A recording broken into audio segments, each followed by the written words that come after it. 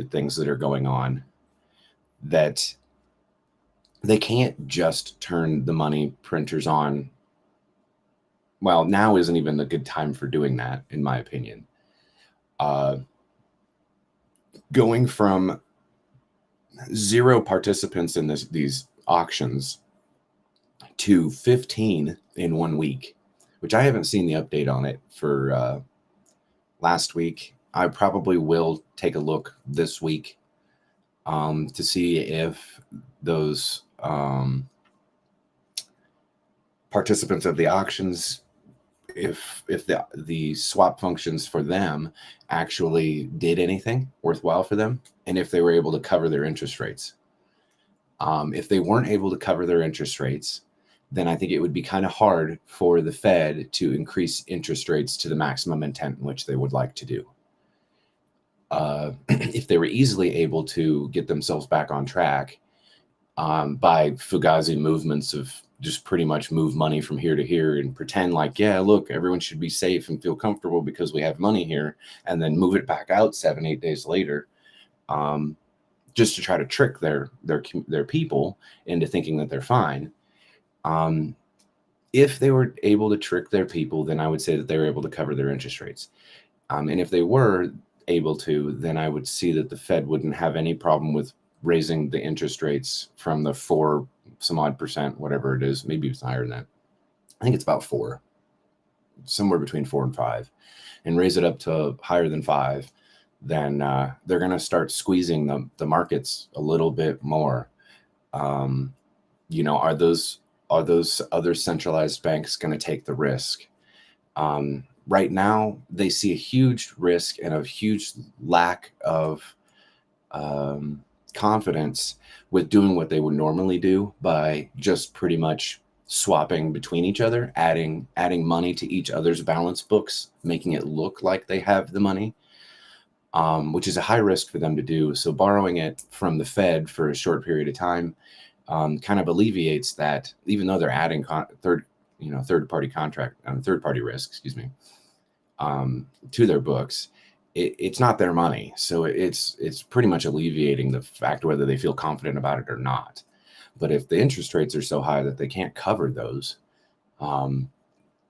especially if they were to borrow money and then the interest rates increase between that period of time, which I don't think that they would do, that they're going to start losing confidence in being able to do that as well, meaning that they won't have the availability to move money around from one place to another to trick their people into thinking that they have it when they don't. That is where eventually I think that the Fed will have to start printing more money so they can reduce those interest rates and give the centralized banks, which they all control, the options again, the opportunities to continue to try to get more money to trick the people again. I don't know. We'll just kind of have to see. And that's kind of my thoughts on it, I guess, if that makes sense. We have a lot of people, a lot of the Richard Gammons and others that are coming out of the woodworks, like saying a lot of stuff, which generally, like, guys like that, I might listen to some of the stuff that they say, but take it with a huge grain of salt and be like, it's all muddled gray area bullshit that you just can't trust anything that those guys are saying, even though they might be saying good stuff for education and like let people know how stuff is working.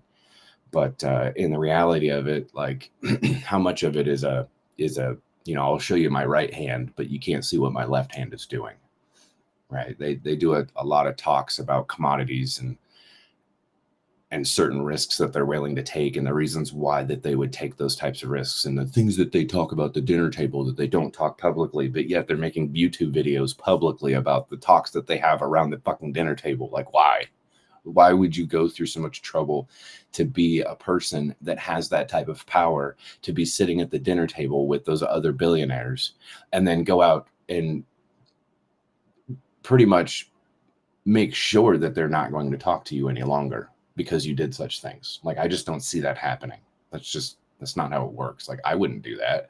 Or even if I had, like, been sitting around this round table and going, look, guys, I have all the alpha, and this is what we're going to do, and this is what's going to give us the advantage over everybody else. We just can't give the advantage away. And then one motherfucker goes out and gives away the advantage. He ain't sitting at that table again, period.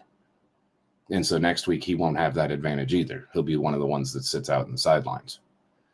So you can't really, I don't know. There's a lot of people that go around and like hinge on all those, every word that those guys say. And I think that's kind of dangerous. And I think it's because most people don't see where they can put their money anymore. Like there's no good place to put it. You can't put it in stocks because they keep raising the interest rates, which makes it, it incentivizes you to go put it in a bond, right? Because the interest rates raise. Yeah, the bonds got cheaper, but the interest rates went up, right? So at least you can, kind of like what Richard says. So yeah, the prices go down by 90 some odd percent, but if you can get 30%, 38% APY, then really you only went down about 70%. You're saving yourself 30 some odd percent in the fact that the market's moved against you. So at least you're not as bad off as everybody else, which is still not really technically a good thing. Right. But that's how the people that see it when they're in stocks, that when they see those interest rates move up, they move from stocks to bonds. And when the centralized entities are holding on to the majority of all the bonds because they've been buying them all since 2008, then you have Vitalik Buterin, Ethereum Foundation dumping on the top, dumping all of them on the top, which allows for them to extract money from all the people that are buying those bonds and a lot of the money that has already been extracted from the stocks to be able to try to counterbalance the inflation mechanism that's currently happening that they did themselves, which is fucked. Like, I don't know. Us as smaller guys are paying for the mistakes of all these bigger guys to do all these things. And I think it's going to be a slow road to that. I mean, they're already talking about doing away with bigger currencies. And I think there's more talk of it because I think they kind of see the writing on the wall, perhaps, maybe, right? Like as they see that the smaller economic monetary systems are falling like dominoes, that eventually it's going to work its way up towards the bigger monetary systems and continue to topple over the bigger dominoes with more. It'll happen faster and faster. So they can't stop it, no matter what they're doing, unless they start moving trillions and trillions of dollars around in some sort of movements or make some sort of deal or join monetary systems together, doing away with one, but adding the value all the way into the singular one. But eventually even that'll come crashing down too, because you're just kind of absorbing all the debt from one into the next one, which causes for a bigger domino to come crashing down on the next one. So it's more tough for me to see how they fix it than it is to see it just being toppled and destroyed. Like that's easy for me to see that it's going down the tubes, the monetary systems of the world, not just one small part of the world, all of it. Hello, Nomad Shanty.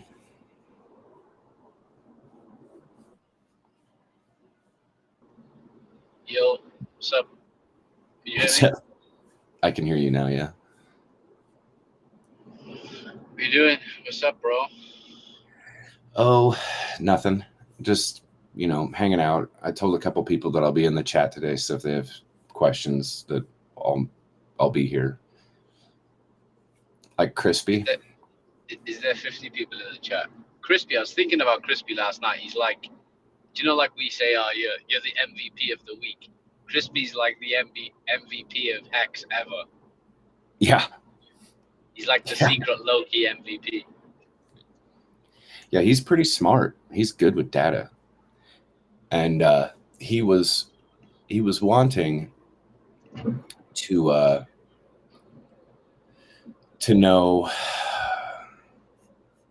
I don't remember. He wants to know more about like liquidity and things. You saw that chart that I posted by taking the liquidity and kind of turning it sideways and just appropriating it over the price and things like that, giving people a good view of like what guys like you and I would actually look at like to Yeah. see where all the money's at before we go put a liquidity position in or something like that.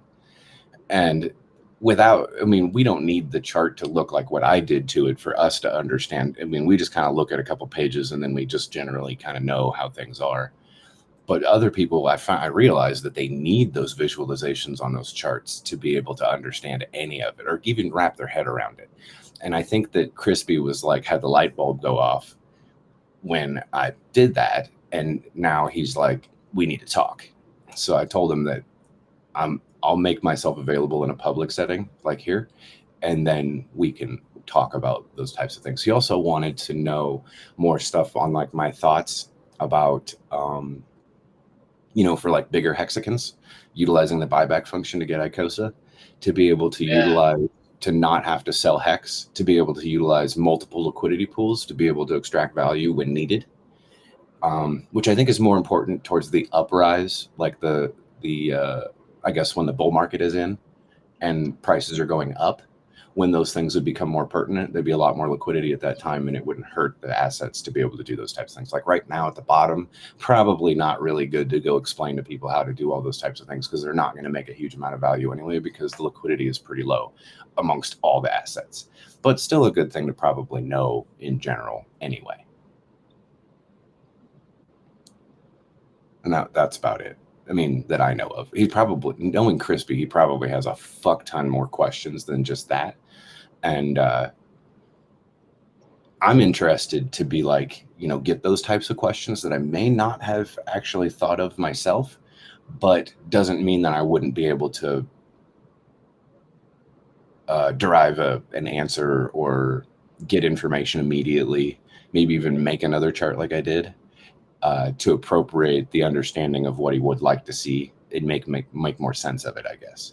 Oh, I did try to do the same thing with Icosa USDC, and man, was the ratio aspect just completely fucked. Like I couldn't do it. There's so much USDC buy pressure underneath the price of Icosa, like 90% of all the liquidity is buy pressure.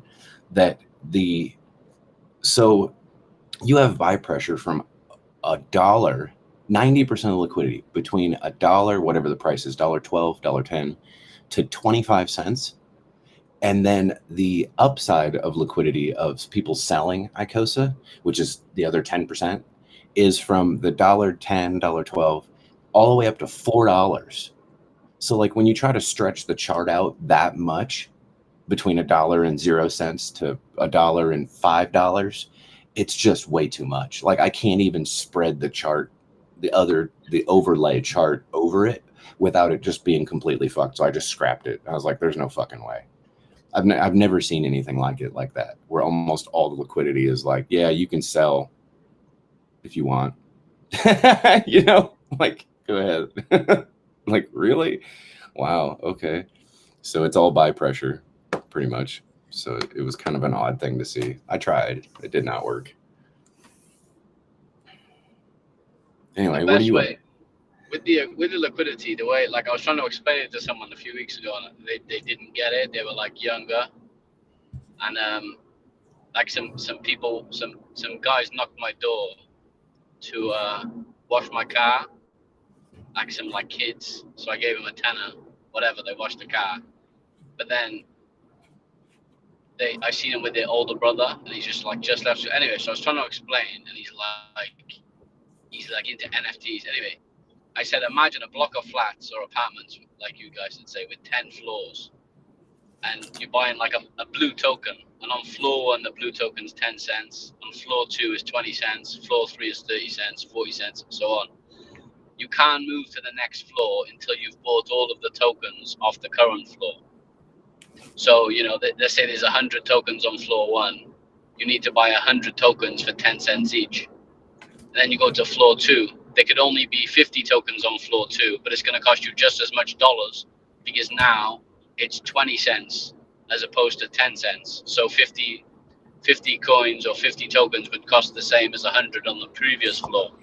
But then the next floor might only have 1 token. So you buy the 1 token, you can move to the next floor. And then if you want to go back down, same thing. You need to swap your tokens back for dollars, blah, blah, blah. And he's like, oh, And then I showed him the chart, and I said, now it's just left to right or right to left, depending, blah, blah, blah. And then, like, so I'm trying to get him in, like, he lives in my street. I'm trying to get him into crypto because, like I said to the guy, like, tell your dad about crypto. He's like, I only live with my mom. I was like, ah. Oh. So when I seen him with his brother, I was like, hey, bro. Because, like, the kid's, like, I don't know, 8, and they were, like, knocking my door when they were off on school holidays to, like, wash my car. And to be honest, they made it more dirty, but it was just the fact that they were trying to make money. I was like, spend it on crypto. They're like, what's crypto? We're going to buy sweets. So I'm like, okay. But yeah. Because, like, how do you explain it to someone who just, like, oh, yeah, NFTs, and they've only just left school? I think this other dude was, like, 16, maybe, like, his older brother. But it's like, I was trying to explain to him, like, you know, like, he was like, but how is it worth something? And it's like, what, you know, you can't explain the stock market in 3 minutes to a guy. So, yeah, I just explained it like that. And, like, that might or might not be a good analogy, but, like, after that, I was thinking I should have been using this all along. Because, like, the way I try to explain it sometimes, people are just don't understand, you know? Yeah. Yeah. Like the where does volatility start? Like where is that point in time where green candles become enormous and red candles become enormous? And it's not where the price is at. And being able to differentiate and see those things, I think it's really tough for people to understand. Like, what is volatility and things like this exactly? You know, you and I used to have these types of talks years ago, now at this point, about like, oh, the thickness of liquidity is just like a magnet. Because remember when we were trying to figure out why the price would move with zero volume between the ticks? And we would notice those things. And then we just kind of scientifically like collected a bunch of data and then figured it out. And I don't think that people are as well, I could be wrong, but I maybe more these days now than back when we were doing it. I don't think they know what data to collect or what things to look at. And, you know, having us available to the community to be able to explain these types of things is probably for the best. Because we wasted a lot of money to figure that shit out. I know, we did, right? That was funny. Yeah. I mean, it was expensive back then, like $100 and some odd just to add or remove a liquidity position. That was when we were still in the 2 months. We were like, yeah, at the end of these 2 months, Pulse Chain is going to be out. Remember when it was like the initial 2 months? We were like, yeah. Yeah, dude. Dude, you remember when we had to screenshot that $4,000 exit liquidity position? Oh, yeah. For the charge? Yeah. That was crazy. Like, good thing we're not double clickers because we had the ETH. We just didn't want to do the trade. That sucked. Oh, yeah. So for those of you that may not have known this, when I talk about me and my buddies who've spent time to collect data and do kind of scientific research and stuff like that on liquidity and Uniswap and all these types of things, I'm pretty much, when I say my buddies, using a plural, I pretty much mean nomad. Like, and generally, I probably shouldn't even tell you guys that him and I like done all that stuff because I don't want you to hound him because he's busy. But if there's anybody that I would trust out of anybody, which is not a good thing to do in crypto, to trust anybody, I would say that he's probably my closest confidant when it comes to those types of things. Like, we've defended other people's accounts against hackers and shit. I've watched him spend multiple days without sleeping defending friends of mine's accounts that were stupid as fuck and did things that they shouldn't have done. Like, and nobody paid him to do it. He just did it because he fucking hates scammers. Hates them. Remember that? That was crazy. That was in the first 2 months of the so-called launch as well. Yeah, right after the sacrifice. Can I just have a white hot chocolate with whipped cream, please? Yeah, anything else? That's it, thank you. Executioner, do you want anything? Thank you. Next window. Yeah, give me a caramel macchiato. That's what my missus has. I call her a caramel. I call her a caramel macchiato, and they look at me weird.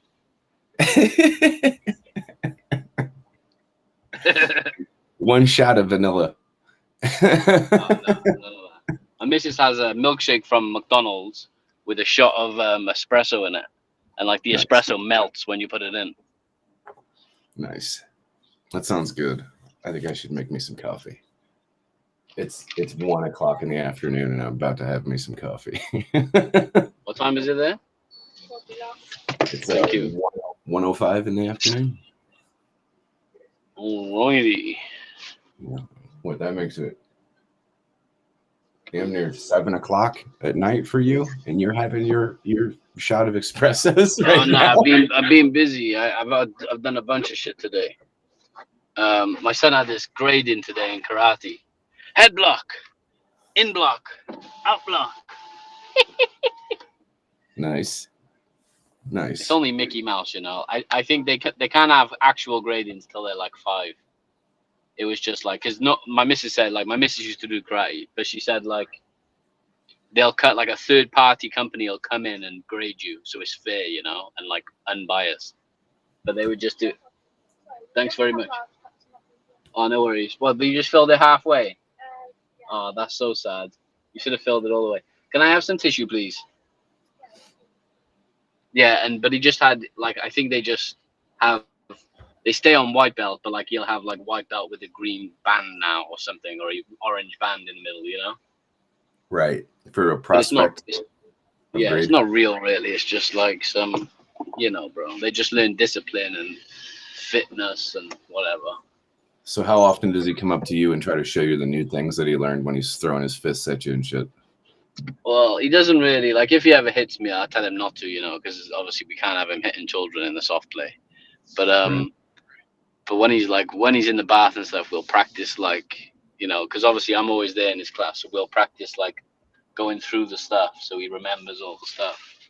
So now obviously today there was even kids that were like a year older than him on a belt higher than him, and he knew all the, like, because there's the grading, they were just saying 1, and he had to do head block, and they say 2, and it's an in block. But because we've gone over him so much, like when he's in the bath or when we're on the way to school, he knew them all, and we were like, yeah, you go, buddy. Nice. And they were like, how does he know it so well? I was like, oh, because he's a day one hexagon, you know? Hex.com, baby. And I just walked off. Nah, I'm joking. That's your answer for everything. I know, yeah. In the gym. How much do you bench? Hex.com, baby. That's right. I got 150 t-shirts on the bench right now, ready to lift. I know. Imagine that you put t-shirts. Dude, someone should do that. Do you know you can get those like fake weights online, like just for like, they're like props, and they'll say like 100 kg, but really they're like maybe 10, you know? Right. Or like not even that, like 2, just so that there's something, but like you can like do a movie set, or you know what I'm saying? People do it on TikTok or whatever, and you just do it like 100 t-shirts and you start benching it. Somebody's already on it, I can guarantee. Looking through the participants that are in here, somebody's already making that shit. Johnny Cab's definitely on it. I noticed that he decided to come back into the Johnny's back in the building. Yeah, I haven't been on the chat for so long. I'm having withdrawal symptoms. I need it. Itching when I wake up. You see, Hex has made a little jump up in the. So what? Right. 6 cents. Hell no, nothing that you and I would consider significant. Pretty much. The last time I looked at the Hex chat was like a month ago. It's like baby candle stuff. It went from 3 cents to 4 cents, pretty much. Oh, okay, still good though. Yeah, pretty good. That's like going from 30 cents to 40 cents. Like the same significance, I'm saying. Obviously, it's not the same. It's a different price. Well, I mean, also liquidity, you know, let's say that hasn't been removed to a certain extent. So going up 1 whole penny pushed the liquidity from about 7 million, low 7s, high 6, to about $8.5 million worth of liquidity. Nice. So that's pretty good to see the pump happen with liquidity, you know, rising at the same time. Obviously, doesn't necessarily mean that liquidity was put directly on the price, but I haven't been tracking to see if liquidity providers have moved their liquidity with the price to have sustained green candles. I should do that. Here's the thing, right? Here's the worst thing, completely off topic, but so you've heard about the kerfuffle with the prime minister here, yeah? And then people were like, oh, Boris is going to run again. Like, Boris is going to come back, be the prime minister again. So then, like, the pound was already low enough. The pound started tanking again because of this Boris thing. And then last night, Boris confirmed, yeah, I'm not going to run to be the prime minister again. So then the pound had a little jump up overnight. And then this morning, or like early afternoon, so this morning, people were like speculating, is Rishi Sunak's going to win? The person who is in the running for prime minister against a woman that just resigned anyways. And then so the pound started to go up even more with speculation. And then it was confirmed, yeah, Rishi Sunak's going to be the next prime minister. Pound went up even more. See, the thing is, over the last few weeks, because the pound's been so low versus the dollar, it's pretty much like, you cash out $10,000 and you've got like pretty much £10,000. It's negligible. Yeah. But now it's like gonna be back to the old days where like to get 10 grand you need to cash out like 13,000 USD. It's just like because obviously with all the exchange fees and whatnot, 13,000. And so like it's just like, obviously when I'm out with my friends, I'm like, yeah, it's so bad that the pound's down, but secretly I'm like, ka-ching, you know what I mean? Because really, I'm spending my US dollar on an exchange. So like, really, it's good that the dollar is strong. The pound's weak. You're gaining like 25% on the drop of your dollar versus our dollar going bro. up. So it sucks for us. For me, I was losing value like a motherfucker. But I was happy for you guys, to say the least. Yeah, but think about it. Like, if you like, it was really indifferent to you. But if you ever wanted to spend your dollars for euros or pounds, it was better for you because they were so weak versus your strong dollar. Like, it's always been like the pound has been strong, So it's like at first I was like, oh no, and then like I cashed out some. Like I took some fees from a liquidity position and cashed out a couple of grand a few weeks ago. I was like, holy shit! Like, I've never had this much for dollars ever in the history of crypto. Right. So I was like, and then I realized like this isn't bad. Like the price in the shop doesn't change. So it's only if I'm exchanging from pounds into dollars that it affects me, but I'm not.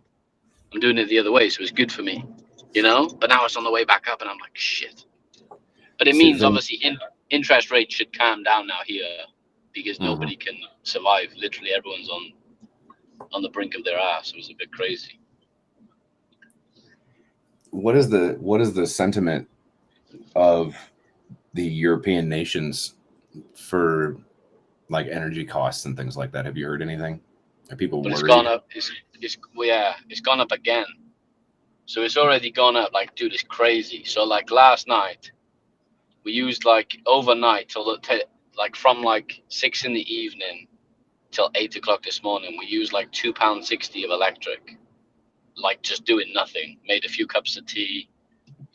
Like that's it.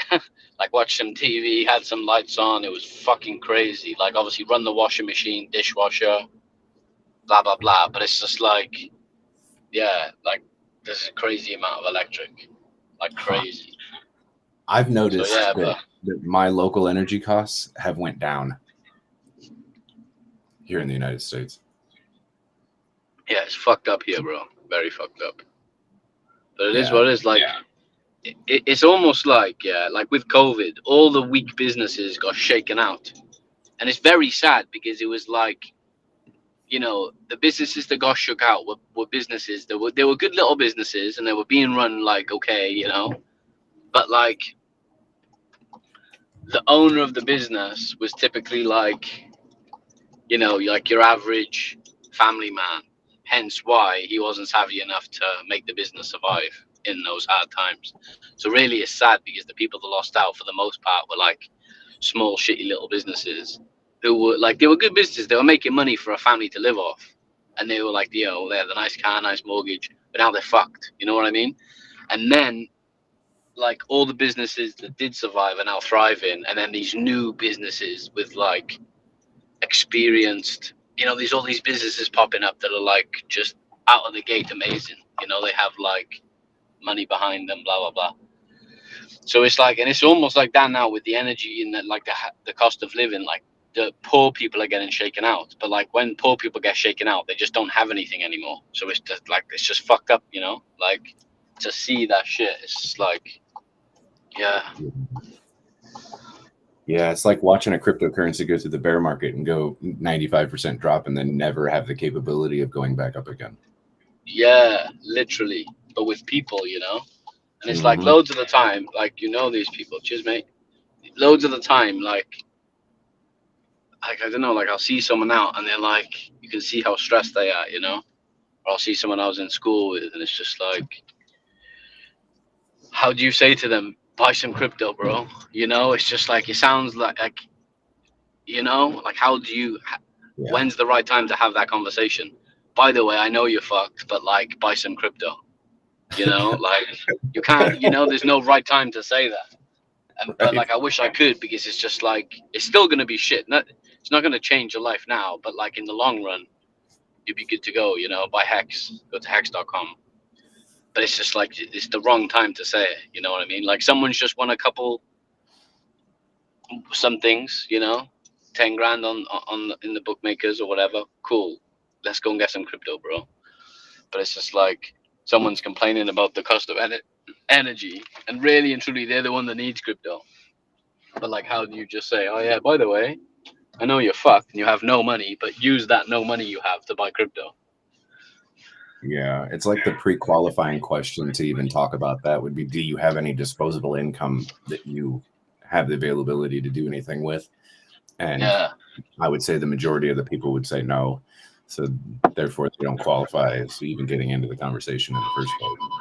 Because it's almost like, bro, I was about to say it like the other day. It's almost like you're saying, like in my head was Richard Hart, like energy crisis, hexagons unaffected.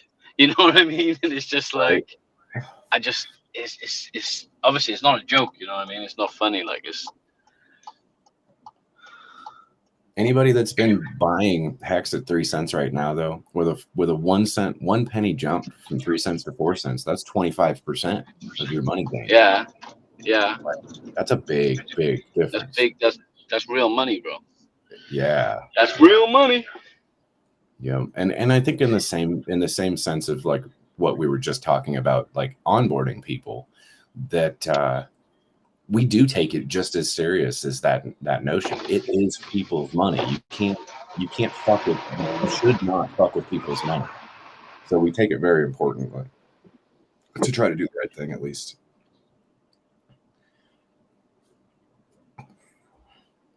Like you can't tell people, oh yeah, it went from 3 cents to 4 cents. It's going to 5 cents, 6 cents, 7 cents. Just tell them some bullshit that you know is not technically true, like you don't know, and then have them buy in at 4 cents, going, you better get in quick before it keeps going up, and then it goes down to 2 cents, and they just lost half of whatever they had. Like that's not good. But I see a lot of people doing that. A lot of people in these communities that are speaking on terms that they're definitive with, thinking that they know what they're talking about, and they absolutely do not. They don't. And this is people, I mean, okay, maybe there's a lack of risk there because they're generally speaking to people who do have money that they wouldn't consider needed, right? They do have a disposable amount of income from gains that they maybe already had. But I mean, is that building community? Is that like adding any extra value to anything other than maybe pumping their own bags at that time? It seems really dangerous and sketchy to me to do that type of stuff. Especially if it launches during a bear market. Like you don't really usually see things that perform like how Hedron has performed in a bear market being launched. Usually, it'll come out and it'll drop 95% just like everything else did. And for some reason, people are like, this new thing is coming out. You should get into it now. I'll be like, fuck that. No, you should not. You absolutely should not. You should wait 60 days and then buy it at 95% drop. For sure. Yeah. And like, when if you were to say to someone, oh, this thing just went from a cent to $1 and I made a million, bazillion, quadrillion pounds, they'd be like, fuck off. And you say to someone, you don't mention how much you've made, but you're like, oh, this thing used to be 50 cents and now it's 3. It's just dropped 95%. And it's like they don't hear what you just said, because what you're trying to do is show them an opportunity. They're like, I bet you made so much money. It's like, no, actually, I lost it all. It's just like, oh my God, do you not just hear? You know, it's like they're not listening. It's just like, but if I'd have said it the other way, they'd be like, stop talking about how much money you made, you naughty boy. But I say it's dropped 95%, and they're like, I bet you made loads of money. It's like, no, I lost it all. But it's an opportunity to buy more. I'm trying to tell you about the opportunity here. You know what I mean? And it's like, I don't know, it just seems everyone's so, but like a year ago, it was easy to have the conversation. It just seems everyone's so caught up with all this, like post-COVID traumatic stress disorder. I mean, like I was PTSD. Like I was saying before, like there's a lot of people that are pretty scared because there always was somewhere that you can take your money and put it into something else that didn't lose you a lot of your equity. So you knowing that, like going from your stocks to bonds and then being like, oh, okay, whew, you know, now I watch the stocks just go to shit as the bonds lower their costs and I'm gaining interest rates, and I'm just going to go ahead and be happy with gaining, I guess, passively getting income from that in a on the books way. They don't have that option anymore, right? Stocks, bonds, mutual funds, trust accounts, things like this, like they're all getting shit on. Generally what you'd think is your next move would be to extract value out of cryptocurrency. But then cryptocurrency, since I think it was like November of last year, maybe I'm a year off. Maybe it was a year before that.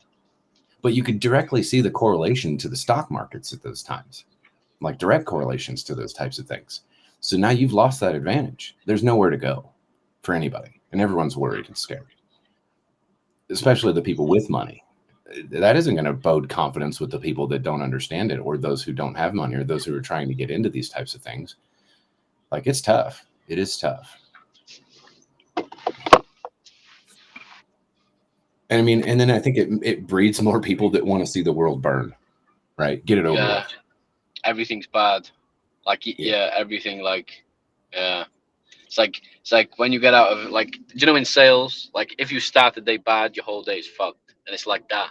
Like, that's how people are now. And it's like, you stub your toe when you get out of the shower, and then you're like, oh, fuck. And then you can't get your trouser leg into your suit trousers. And then, like, the taxi's 4 minutes late.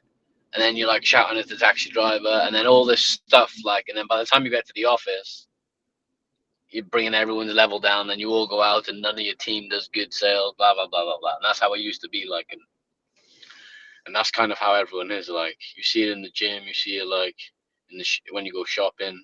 When you go shopping, people in the shop in the queue, like, oh, they've got that on Amazon. I don't know why you bother shopping in here. It's like, well, you're currently in the queue with me. So what are you doing in here? You know, it's like everyone's so negative. It's just like, yeah. But in COVID, everyone was like loving life because it's like, oh my God, lockdown's over.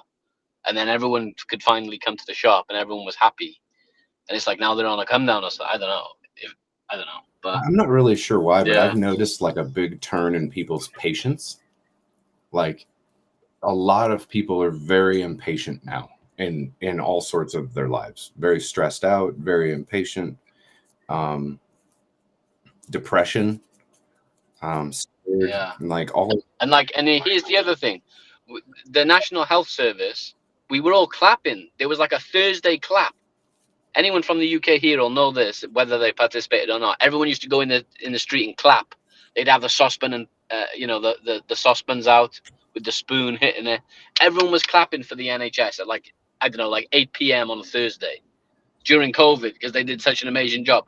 Now they can't feed their kids and pay their bills. No one's fucking clapped, like, when government, like, because you guys were the ones that were the heroes of society, and now that it's just like, what do you do, eh? You just get on with it, do your thing, and thank God I'm in crypto. You know what I mean? And it's like, it's sad, really, because it's like, it's a tragedy. I mean, you know, like what you just said right there. Thank God I'm in crypto. Like those who had already been in crypto and had already made the moves in which they were making are the ones that are probably the most safe, honestly, because they, you know, especially those who've already been through multiple cycles that knew what was coming and where it's going.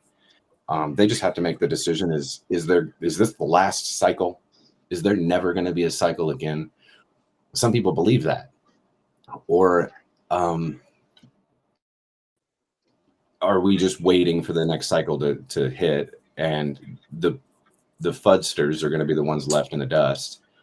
Which side do you choose? You choose the good side, the positive side of sports, or do you sit on the negative side and try to make sure that nobody gets onto the better side of it? Oh, it's tough.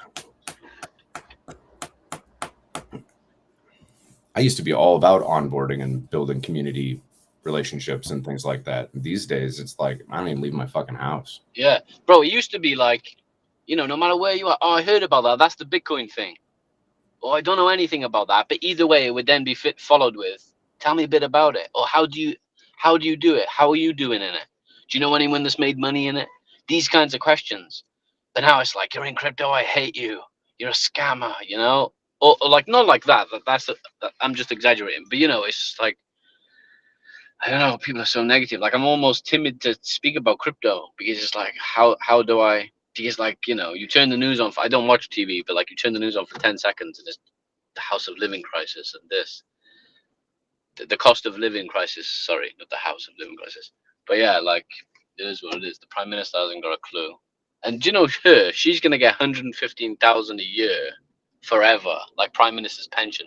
She was prime minister for like 67 days or something, 64 days or some crazy shit. She's gonna get 115 grand forever, prime minister's pension, and she can still get state pension on top of that. She can still go make £1 million a year if she wants, doing jobs, but she'll still get that prime minister's pension. Just like, and I thought the US was fucked. That's what I said to my dad the other day. And I thought the US was fucked. They're right now laughing at us, like, no. It was kind of odd to have the shifting of the eyeballs from the United States. At least she doesn't fall asleep during interviews. She could probably write about it like a normal Bro, they make person. Donald Trump look like a fucking genius. She made Donald Trump look like the GOAT. Like, when Donald Trump, guys, you know, like, people are like, okay, we get it now. But yeah, politics in general, it's just, you haven't really got a choice, have you? It's just this bullshit or that bullshit. Yeah, what was the guy's name? What was his name? The guy that said that Boris he was Johnson. Win? Yeah, Boris Johnson. I think he was being particularly responsible with you know, gaining the community's confidence to try to win the election, but then deciding that because of all of the FUD that will happen, that it isn't good for the entirety of all the parties, and unless there was unity amongst all the parties to be in a concise mentality that it's a good thing, that he wasn't going to take that risk, and that he would support whoever would be the one to go against the conservative mentality. Which did he? Did he support the guy that's winning or won or whatever?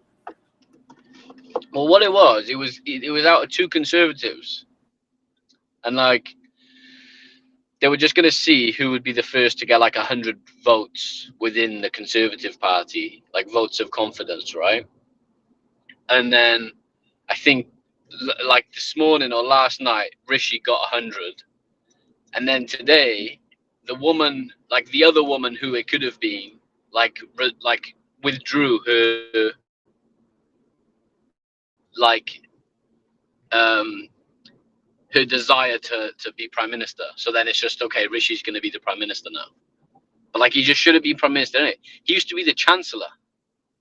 So it's just like, well, I guess he won't fuck up the money, or at least he's got, he did a decent job being the chancellor. So like, yeah, I don't know. Like, what did Liz Truss do? Like, fuck up the prison system. That's all I remember. I don't know anything more than that, but I remember she was like the Secretary of Justice, and she just like fucked the prison system up, like more than it already was. So, and that's all I know of her. So it's just like, well, who do we want to run a country? The money man, or the one that fucked the prisons up? Like, probably the money man. You know what I mean? Yeah, I probably wouldn't listen to somebody somebody that never made any money in their investments. Probably would be a bad thing for me. And like Rishi was the one that was saying, like, the reason corporation tax for big businesses was supposed to go up to cover the burden of all the bounce back loans and shit that were given to companies, and the companies that were either insolvent or just for whatever reason didn't pay back, plus the fraudulent claims all together would have cost,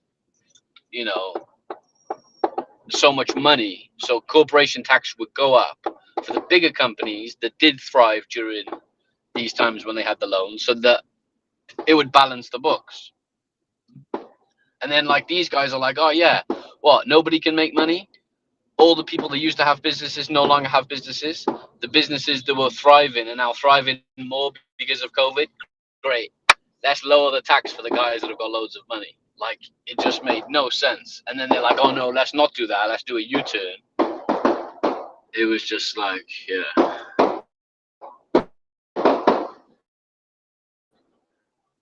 You at a gun range? The only Dude, I'm watching a bunch of fucking hooligans, like a bunch of kids in the street lighting off fireworks in the middle of the road.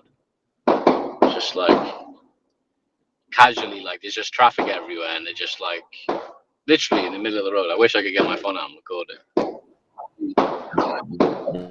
Jesus Christ. Event, or is this just a random occurrence of illegal activity?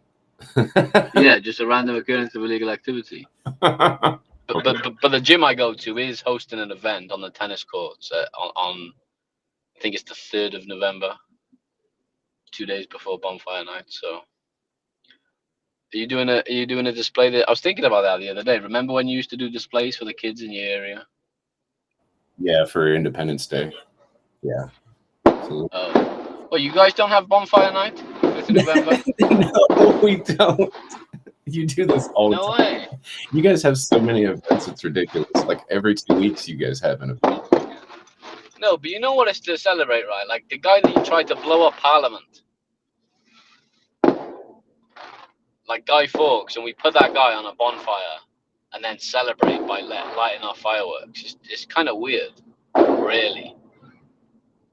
Because what we're actually celebrating is the fact that he got caught, but really we're secretly like, wish he never.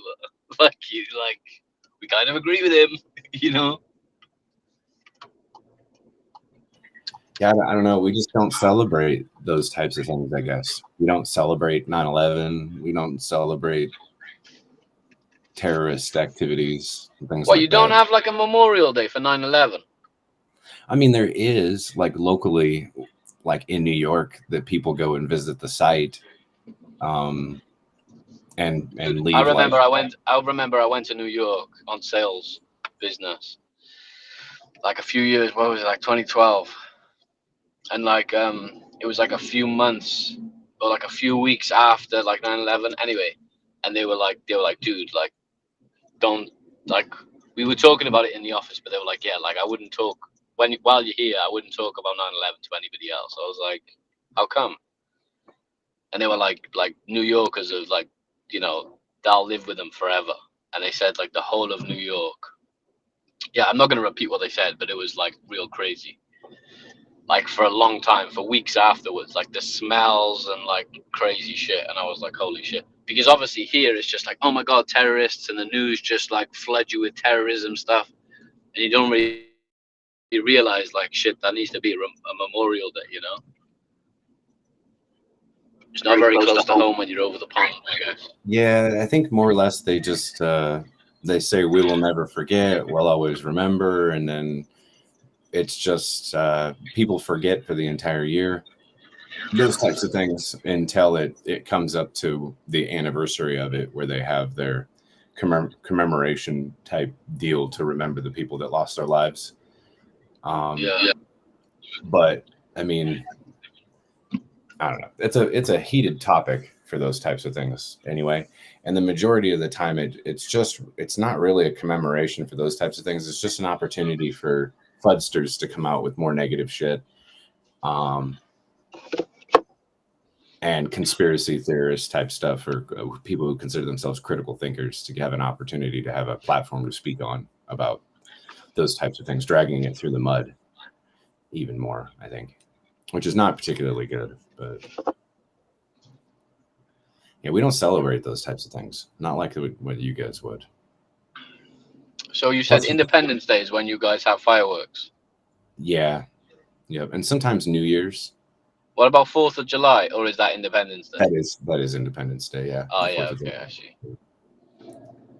But yeah, I mean, I used to go to parts of the community in my local area that they don't have the money to be able to participate in those types of things. And yeah, I'd spend like 10 grand and 8 truckloads of fireworks and set up the whole thing and fuse it all and time the whole thing, and even research what they look like so that they would make certain colors and pretty things in the sky. And I'd do like a 4-hour show, even have the police come and try to shut it down, while I had all the judges and the local attorneys sitting in my yard watching my show. Nah, because you should do them with, like, you hire a company to come out and they make it like hex.com, hedron.pro, you know what I mean? Like Icosa.pro. Yeah, I was actually intending on doing those types of things, having banners, like, because I'd have like tables that were set up, and my woman would make like pulled pork, and we'd have like multiple watermelons and just all sorts of food and it was free. Like, people, all they just needed to do was show up, and I'd have the city block down the roads, and I'd get the permits that were required and go door to door just to tell people that it was happening, that it was generally like the 4th of July doesn't always fall on a convenient time for people. So I would do it like the weekend before, like on a Saturday or something like that, and make it available for people to come. And the turnouts were amazing, like hundreds of people that would come from all over the neighborhoods to come watch. It was kind of nice to see, but I was so damn busy, dude. I was sweating my ass off. Like, it was so much work. Like, I'd just be dead the next day. And I didn't get to eat any of the food because I was busy. Like, a bunch of volunteers. So it was nice. It was really nice to happen. And then the cleanup afterwards was even more crazy, when would it all be, there'd just be paper and fire all over the place. And people would pull their trash cans around in their trucks and just load all the trash and garbage up into everybody's stuff, and they just take off with it. And I wouldn't have to deal with a lot of it. So it was really nice to see. Yeah, it's good. I mean, and even if I did put up the hex.com or the hedron.pro or Icosa type stuff like that, like, I wasn't putting myself in a position to do a lot of promotional stuff. Because like I said, I was doing all the work.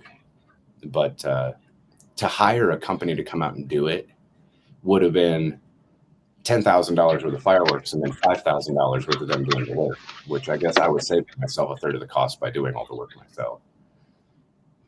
So, I mean, I guess I could have probably, and then also having a promotional thing for the poorer part of the town, right, isn't really the best opportunity to bring in like a lot of money into like investing and stuff like that.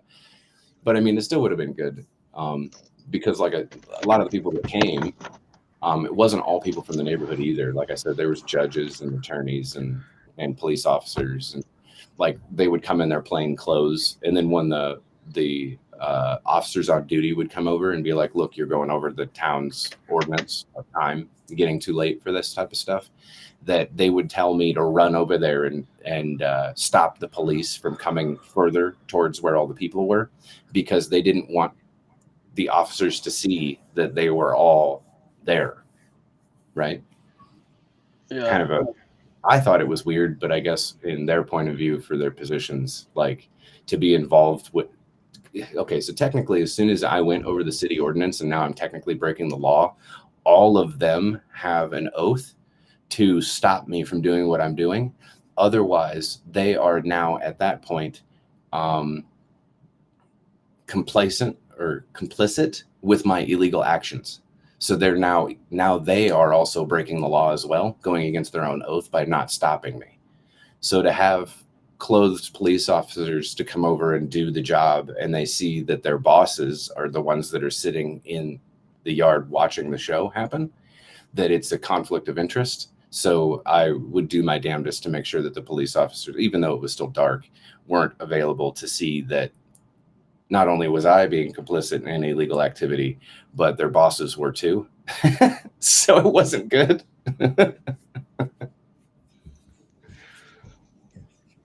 Yeah, you should just do it. So it's just something we can say. Oh, look, it's Hex. But listen, I just got to my mate's house. You staying on? I'll be on. Yeah. I'll be back on soon. Yeah, I it's gotta good to love talk you to and you. leave you. See you soon. Later. By the way, I can't even walk a flight of stairs without being out of breath. Oh, Cardio geez. ruined. All right, bye. Later, man. Right.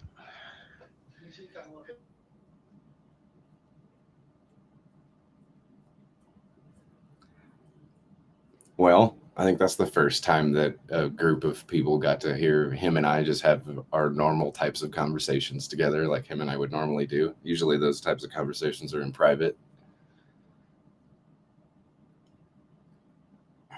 That was kind of neat.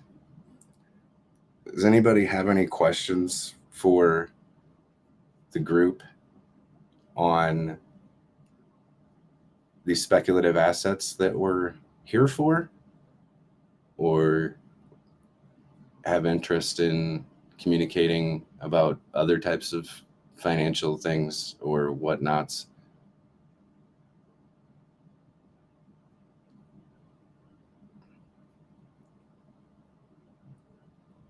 People want to talk about Wattses. People want to talk about Icosa or Hedron and what it means to you when November 13th comes and the liquidations start. The availability of keeping a ceiling price for Icosa when people are garnering a massive amount of inflation during those times. Like, any questions on any of those types of things, I'm here. Hey, do you have any thoughts on the price of Hex going up and what that's going to look like for the Hedron burn coming up on the 13th? I saw something about Godwell buying Hex too on Twitter, but that's all I saw.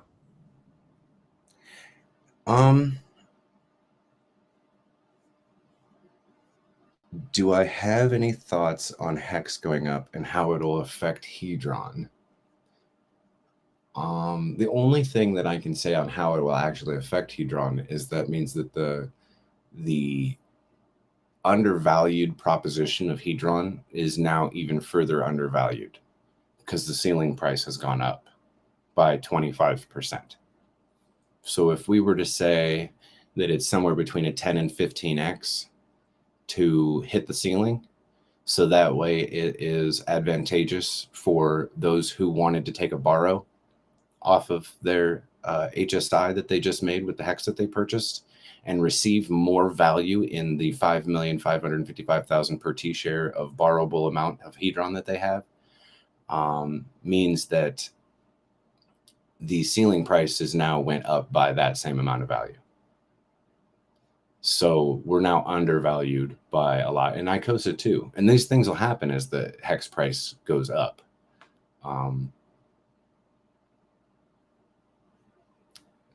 Same thing will happen in the opposite reverse way if Hex goes down, meaning that let's say Hex goes from 3 cents to 6 cents, and the ceiling price for Hedron that, like I said, gives you that advantage to take a borrow and make more money off of the borrow than you did with the Hex that you purchased, giving you that arbitrage moment to sell the Hedron and buy more Hex than you originally were able to buy with your fiat.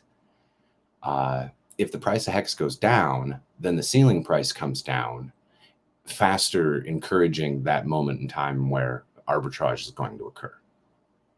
I don't suggest like sinking prices to try to make those types of things happen. I think naturally, with the code and how it's developed on supply dynamics and who gets the supply, will naturally have those things occur over a certain period of time anyway. I think that there's just a lot of people right now that want things to happen now, and that's just not the way that it works. I did post a chart of liquidity and where the current price is right now, and showed the exact moment in times where volatility occurs, and when price is happy where it's currently sitting at. And unless liquidity providers, who are the bag holders of that particular asset, decides to go and provide liquidity at a higher price, then price can't derive higher prices. I mean, it can get there, but it won't sustain it, not comfortably. Meaning that there's just no assets up at that price for people to buy. And generally, I would say that it is smart for liquidity providers to value their assets at a higher price, obviously, right? If I have a car, I bought it for 10 grand, I'm going to want to sell it for 15 for sure, especially if I can. And if I put it on the market for 15 and somebody comes across and says, yeah, I want to buy it because all the $10,000 cars are now gone and this is the only one that's there, so and I really want this, so I'm going to take it, then I would probably go with that understanding and make sure that the reason why all the $10,000 are gone, $10,000 cars are gone, is because I went and purchased them all. And then I put them back on the market for 15 grand. Does that make sense? Kind of. So those things will have to happen. As hex price goes up, its own liquidity has to do those things, move the price up of the assets, move the assets up so price can be sustained. And then the market makers for these other derivative assets, when they see those things happening, they will feel more comfortable with moving their assets up to a higher price as well, to meet the availability for people to come and purchase at those prices to get us closer to the ceiling price at that time. What I said is probably pretty damn confusing, but it's just the reality of how it actually is, of how things really work. If all of liquidity was at current price right now, then you would have an extreme amount of volatility at any price higher and any price lower. Until people spread out their liquidity or put it at different price ranges, then price can go to those price ranges. But I can't sell a $10,000 car for $100,000 if there is no $100,000 car there to purchase, right? If it's just not there, there's nothing to buy. So it can't go that high. And if the car was known to be $100,000 and I bought so many $10,000 cars that it went up to $100,000, but there is no car there at $100,000 to purchase anymore, then obviously the price is going to start creeping back down to that $10,000 price range, until everybody that has their $10,000 cars starts moving it up to 20, 30, 40, 50, 60, 70, $100,000 and can incrementally bring you up to that level, then you can do that. It's best to have an increase up and up and up in smaller increments as you go, because that provides price sustainability. Now, you could do this, like have hex at 4 cents and have all the liquidity at 4 cents, but then somebody comes in, let's say $8 million is all the liquidity on the USDC pair between hex and USDC. Yes, I know that there's multiple other pairs that makes this a hell of a lot more confusing, but I'm not going to go there with you guys. We're just going to simplify all this. Hex USDC pair, all of it's at $8 million right there, just stacked on the price, meaning it doesn't want to go anywhere else, and it won't go anywhere else. I mean, it might dip into other ranges of price, but as soon as somebody else comes and makes a buy or a sell, it's going to snap right back to the range where all the liquidity is at. Right at that moment, you'll see high volatility. But if I was to take $10 million more liquidity than what's at the price and go put it at 10 cents, then when somebody came and made a buy between the prices of 4 cents and 10 cents, that the price would volatility shoot a green candle from the lower 8 million liquidity all the way up to that 10 cents where my $10 million of liquidity is at, and it would get caught in that higher liquidity range. and stay in that liquidity range until somebody came and sold out of that thickness of $10 million of the liquidity that I had.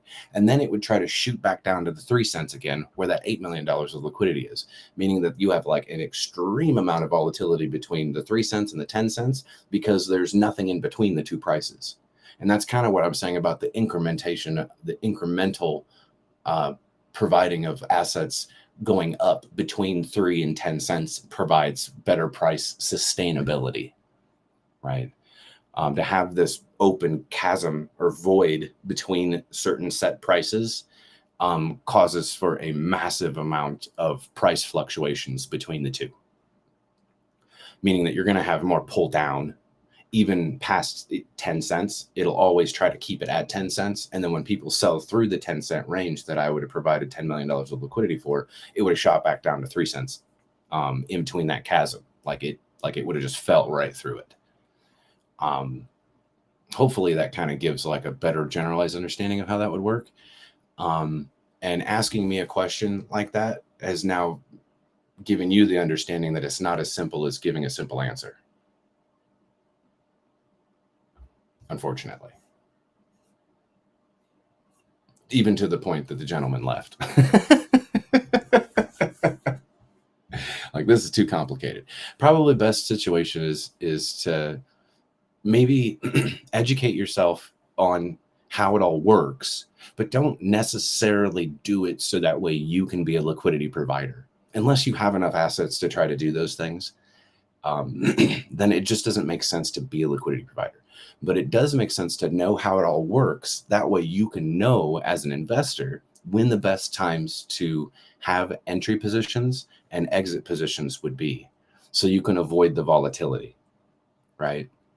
If you know that the possibility of price being really, really volatile at the high end, let's say, because right now at 4 cents, I mean, I can probably even post this to you. Actually, I think I will. Let me do this. So this is the Hex USDC pair that I'm about to post in the Icosa chat. And I'll explain it. So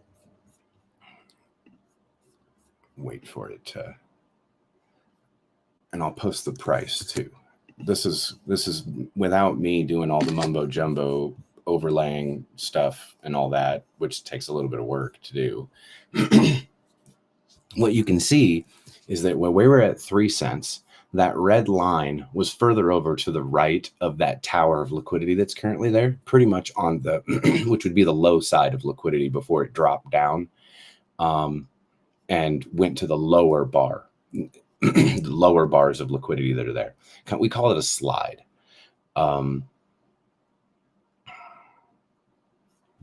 Let's see here.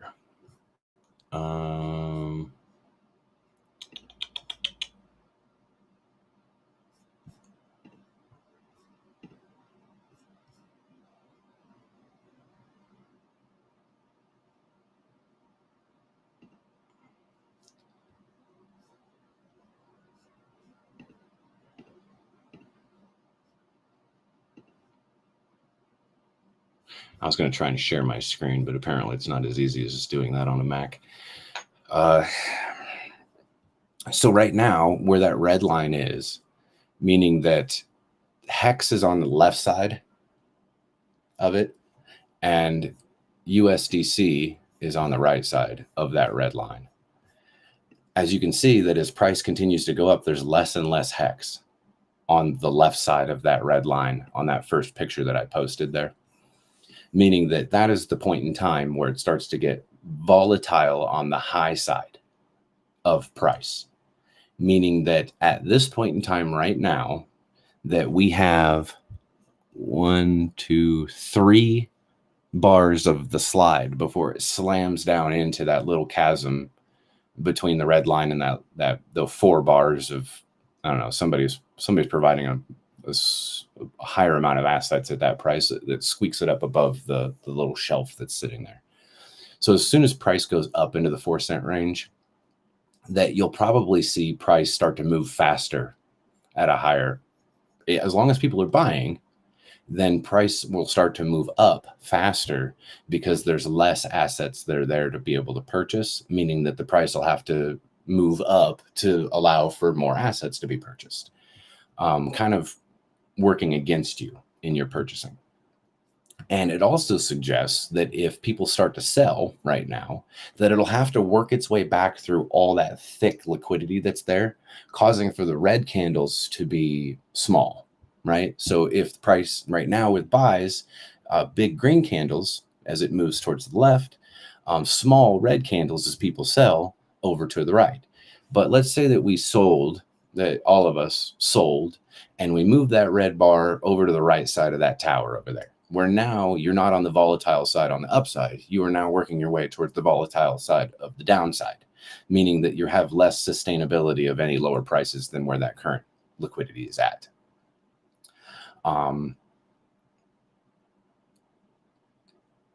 That is what I would like. If that red bar was smack dab right in the middle of that wall there, I would see that as a nice, comfortable period of time for me to find it as an entry position, and where I would have the least amount of slippage and I would gain more assets for my dollars. Right now, whoever makes the next few purchases while it's currently at that red bar, let me see if it's changed. Actually, let me reload the page, see if it's actually started sliding down the liquidity ranges. Oh my God. Okay. Here's an update. Which is like only 30 minutes, for fuck's sake. This shows you volatility. As you can see, price has, this is what Godwale's done. So if Godwale was the one making these purchases. So as you can see now, that red bar has went into that little chasm that I said that's in between where somebody has more assets that's sitting there, and it's not in the thickness of the liquidity anymore, right? This would incentivize for traders to sell into this, right? Knowing that they'll be able to get more dollars. Like if they sold $1,000 worth of hex, they'd probably make like $1,005. Instead of losing in slippage, they're gaining assets, dollars in slippage right now. I'm not trying to promote for anyone to go sell any of these assets. Since I'm not a trader, what I would be looking for at this point in time, if it was Godwale to be making these purchases, this is generally what he would do, is he probably has liquidity right now in the pools that he's been buying against now. And he has a fuck ton of hex and whatever he's purchased currently, that what he can do is add liquidity to the current price and at a higher range. Remember what I was saying before, that it's smart for liquidity providers to take their assets and sell it more than what they bought it for? Godwale is particularly very understanding in these types of processes. Also very understanding in volatility. So what he would do is move the price up, which is easy for him to do, especially as you can see that the red bar is now in the lower ranges of liquidity, meaning higher volatility means that he can fuck around with the price a hell of a lot more easily with less of his dollars.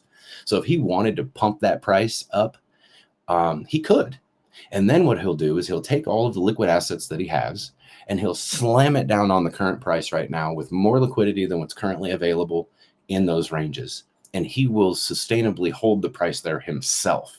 He is one of the few types of market makers that can do this by himself without waiting for the rest of the liquidity providers to come in, utilize their ETH and fees to remove a range or add ranges before they remove their other ranges to help make the price more sustainable at that new price range. I just took the snapshot now, so nobody's really moved their liquidity. It's very rare to see market makers immediately move with the price because they want to stay within the fee range. So a lot of them assume that what would normally happen through regular market cycle movements is that the price that the traders would pick up on this and they would start selling back into the higher liquidity ranges, and they will be happy that they didn't move their range that they came out of on the high side, because now it's just comfortably went right back into their range. And then they're making fees again, which they're happy, which there's a lot of things that need to give confidence to the liquidity providers to move their ranges in the first place. That's being very aware of who's making what moves and what volumes that they're doing those things in. Someone like Godwale moving and then adding liquidity will force those liquidity providers to move their ranges or just appropriate more assets at the new price range, and maybe even leave their old ranges open, but generally that doesn't happen. Usually they'll close their ranges, they'll take the fees that they got, and they'll move their assets up and start selling those assets at a higher price range, which is good, usually good. In a bear market, it is even more confidence that you'd have to be able to move upwards in the price ranges. As you can see, HEX has been moving sideways for long periods of time.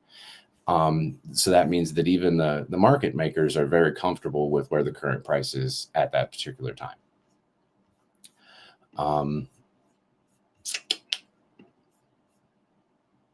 Yeah, I'd have to see the wall in the middle there of really thick liquidity start moving up with the price.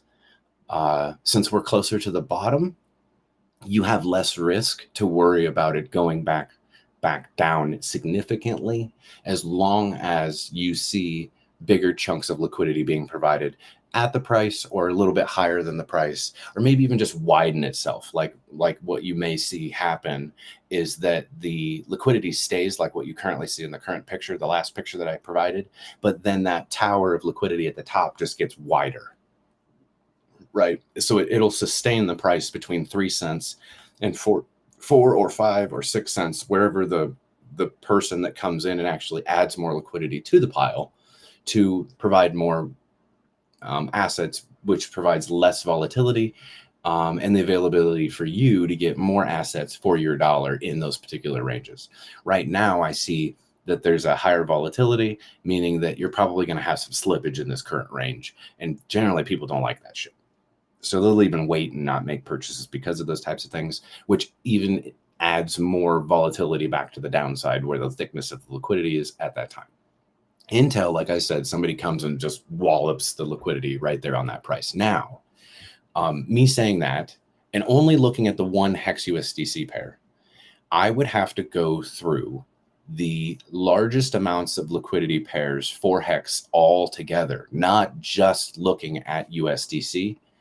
But also looking at Hex ETH, Hex Hedron. I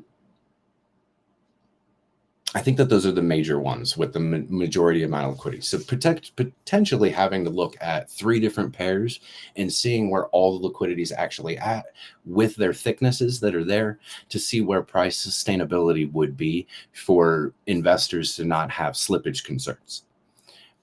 Let's see here. Hex ETH. It gets a little bit more confusing to do what we would call exotic pairs on, like Hex USDC is pretty easy, but because it's just one mathematical equation of figuring out what do you take divided by the $1, and then you get a generalized understanding of exactly where the price ranges are of that liquidity. But when you get into Hex ETH, you have to take and convert the price of Hex, which is at 3 cents, but then the price of ETH in conjunction to that HEX. So you're doing a lot more math there to figure out what you're doing is you're pretty much taking the price of ETH HEX and figuring out what the dollar value of that is at that particular range. But without doing all that math, I can just pretty much look at this, which I'm going to, this is the HEX ETH pair. And then just kind of slap this monkey on here for you guys to see. And then as you can see where the red line currently is that we are following a trend here. We are going into the high volatility side where HEX is on the left of that red line and all the ETH is on the on the right side of that red line. Whereas you can see there's not a whole lot of assets that are there at that time, meaning high volatility and high slippage for the ETH pair if you are purchasing and selling HEX. Even at this moment, no matter which way you go with it.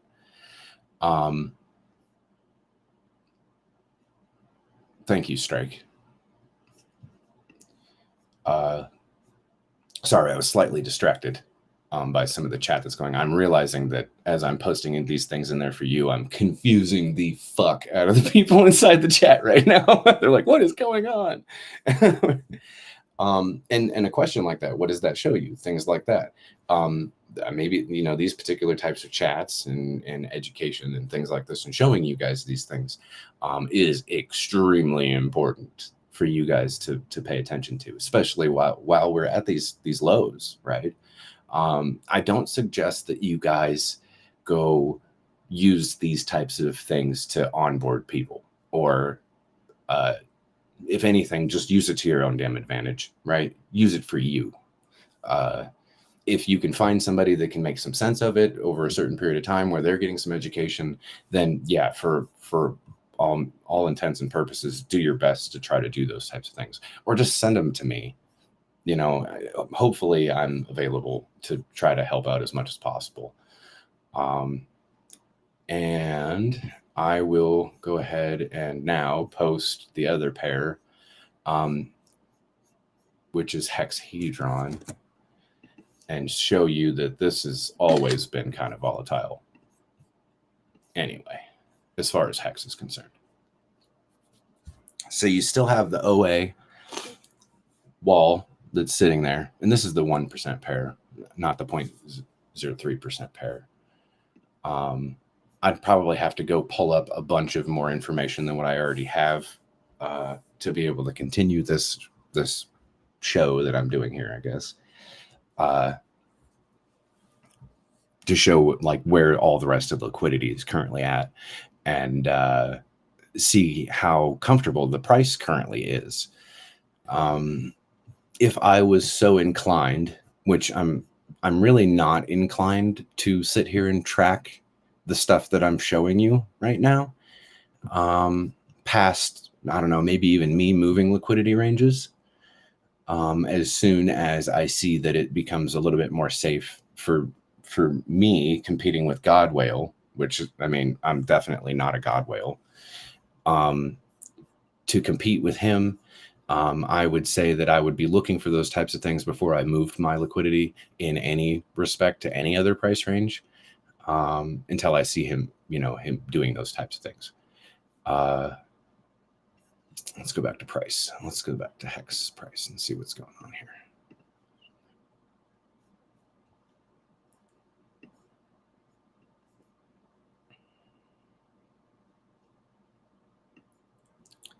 I should be posting the buys and the sells too, and kind of showing you the actual volatility. It's kind of too late now.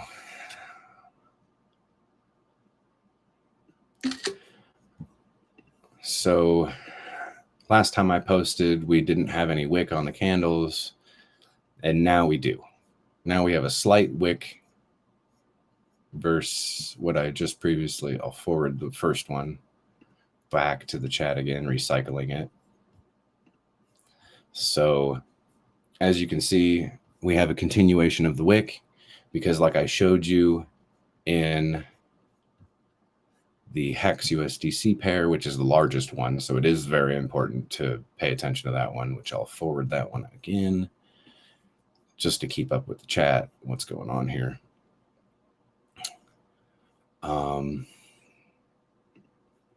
Let me forward. I know I'm doing a lot of stupid shit, but I'm going to delete some of this stuff. Okay, there.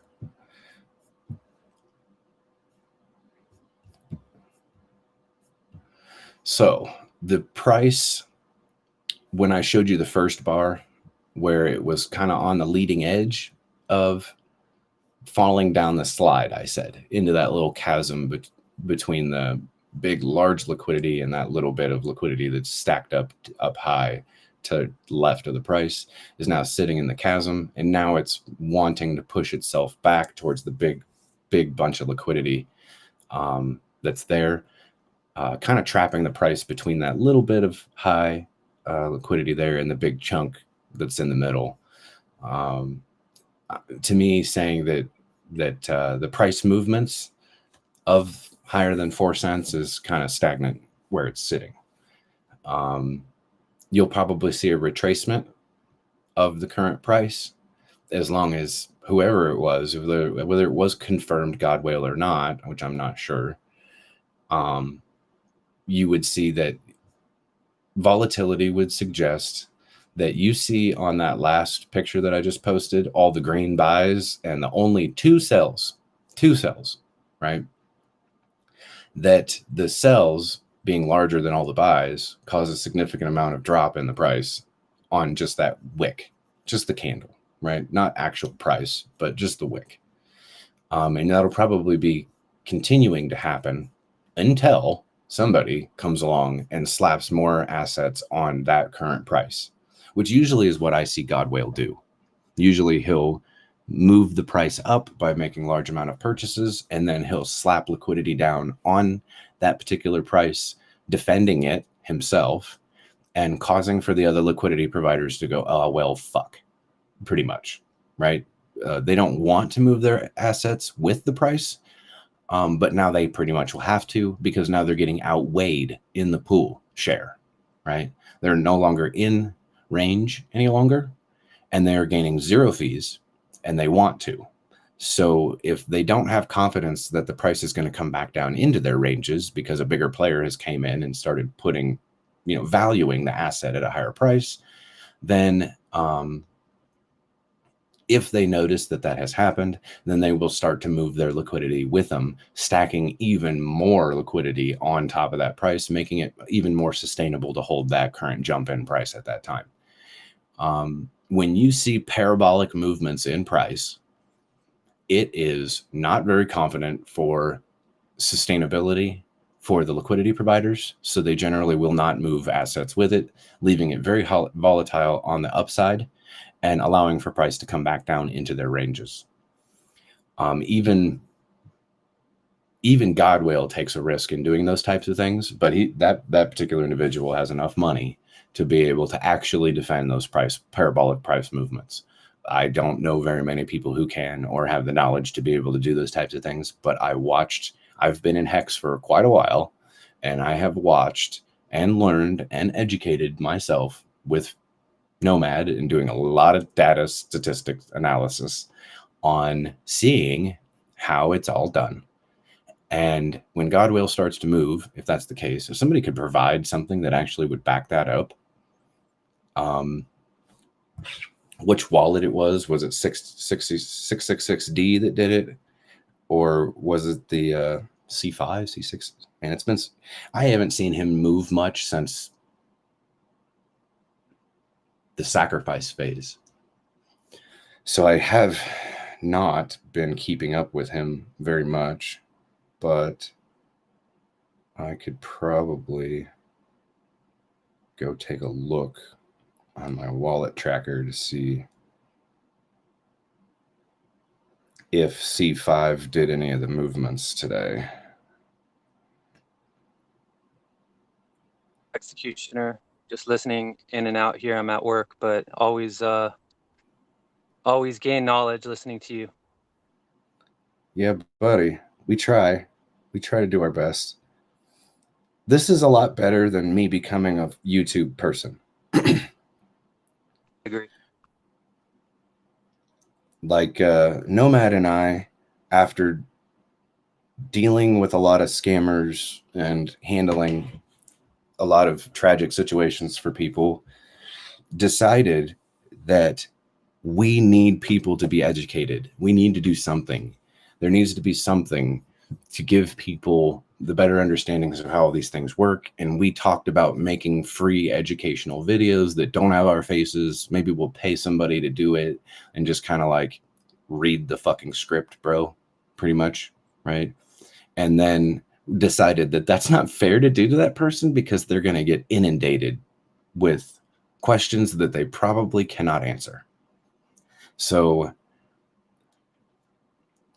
we found Crypto Sloth when it came to Hedron and Icosa. We didn't find him. I can't say that. We didn't like drag him up from somewhere and be like, we're gonna make you famous, right? Like he found you probably. He made his niche in wanting to be a personality on YouTube for cryptocurrency stuff, which I don't think his intention was to be like, I'm a Hedron guy, right? I think his intention was to make have a following of community people, and then him expand his availability to get into multiple assets. And his point of view on a lot of things is pretty good. Like he's a really smart guy, and he picks up on things very, very quickly. He may not have like the overall knowledge like some of us may have, but he has enough to be able to have technical questions come at him and him be able to fight his way through it, right, without being embarrassed, which we don't want to have that happen, right?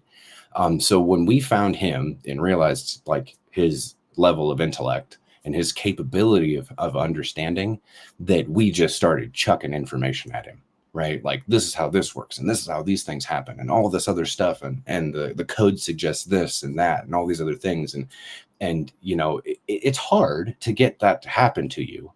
But luckily, we kind of brought him into a private setting that, like, he would ask a question and we'd be like, no, like, that is not how it works. Like, you must have misunderstood what we were saying, or you forgot that this other thing happens. So let's remind you that this is all the stuff. We know that we went over all of it, but there's just so much that it's easy to lose track of where you're going in your mentality because you forgot one important thing, right? Which then even you as a knowledgeable person can be confusing yourself in your understanding. So when he comes in, when, you know, certain people come in and they're like, well, so this happens this way, I just wanted to make sure that I'm right. And we're like, nope, you're wrong. You got to remember this. And then we just beat that shit into his head over and over and over again. And then he like figured it out. He understands it. Now he knows stuff, right? Which is great. And I will not take that away from him. Genius younger brother, it seems. Kinda. I mean, yeah. I mean, and on top of it, when he went into this paid group, which, I mean, that's his fucking prerogative, man. Like, I'm yay for him, honestly. If he can go make more money and by doing those types of things, great. That's fine. As long as he's not like taking the stuff and like using it in a scammy, shitty way, then I'll leave him alone. But if that was to happen in some sort of way, which I've never seen happen, I've never seen him do anything like that or suggest anything like that. So I'm fine with whatever he does. I like the guy. But if he went the other way, oh man, I'd fucking rip him to pieces. But I did, you know, he was a part of the mod chat. So he had certain accessibility to some of us to be able to ask certain questions and to be able to gain certain knowledge that you guys didn't have availability to do. You don't have direct contact to me like he did. So I will say that there was a point in time when that thing came up that I had certain feelings about conflicts of interest coming and utilizing the access of information that you had to go make money off of. It was kind of like a lump in the throat. So even expressing those things, which I really didn't want to, because like I said, I like him and I don't want him to feel like he's doing stuff wrong, because he's really not. He's just, I think people that want prepared information have to be willing to not necessarily get it from the source. Whereas I feel like being in this Telegram with you and you being able to pull from, you know, a core group of individuals like Nomad and Hamish, like, you know, it's almost like the barrier to entry that you have to hang out and listen. And then, you know, the golden nuggets are dropped. That's been my experience. Well, yeah. And it's exposing to speak publicly, and is especially exposing to communicate wrong information in a group of particularly intelligent people. Because as soon as you say something that is not correct, you will have guys like me or Hamish or Nomad or a few of you guys that are in here that do understand these things jump all over it and be like, nope, you are wrong. That is not how it works. There's a lot of technical aspects to this, and yeah, one thing, you're only as strong as your weakest link, right? So basically, you have to get it all right. Yeah. And we have a lot of people that are really good, like Liquid, Hamish, a lot of you guys that are currently in here right now, that it doesn't take a whole lot of showing stuff for you guys to get it and understand it.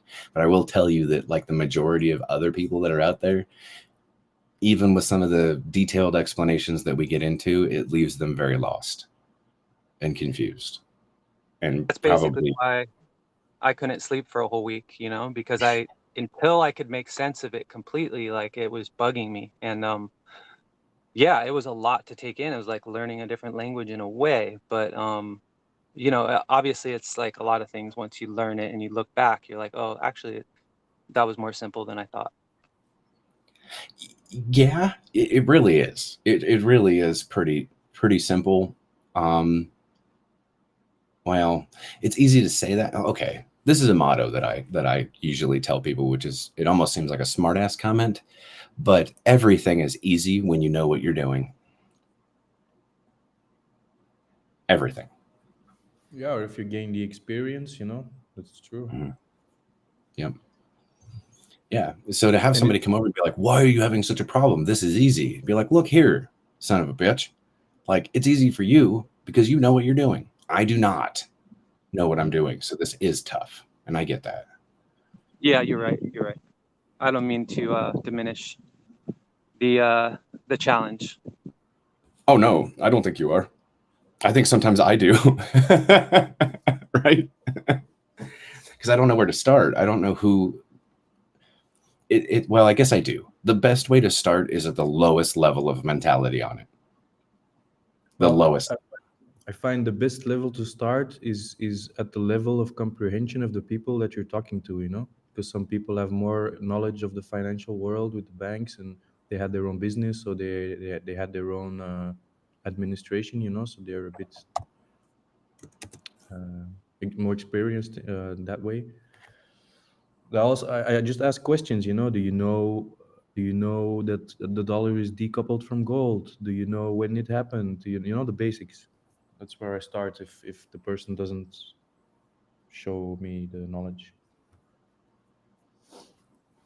Yeah, and yeah, that is probably better to do, honestly, instead of jumping into these cryptocurrency assets and exotic pairs Yeah, and of stuff like course. that. Yeah, I agree for sure. That's why But the thing is, analogies are easy to smack people upside the head with. yeah, the thing with that is it's a start of a long conversation, because you have to go over the basics of the financial world, the financial knowledge, financial literacy, and it just goes to show how educated stupid we are from school.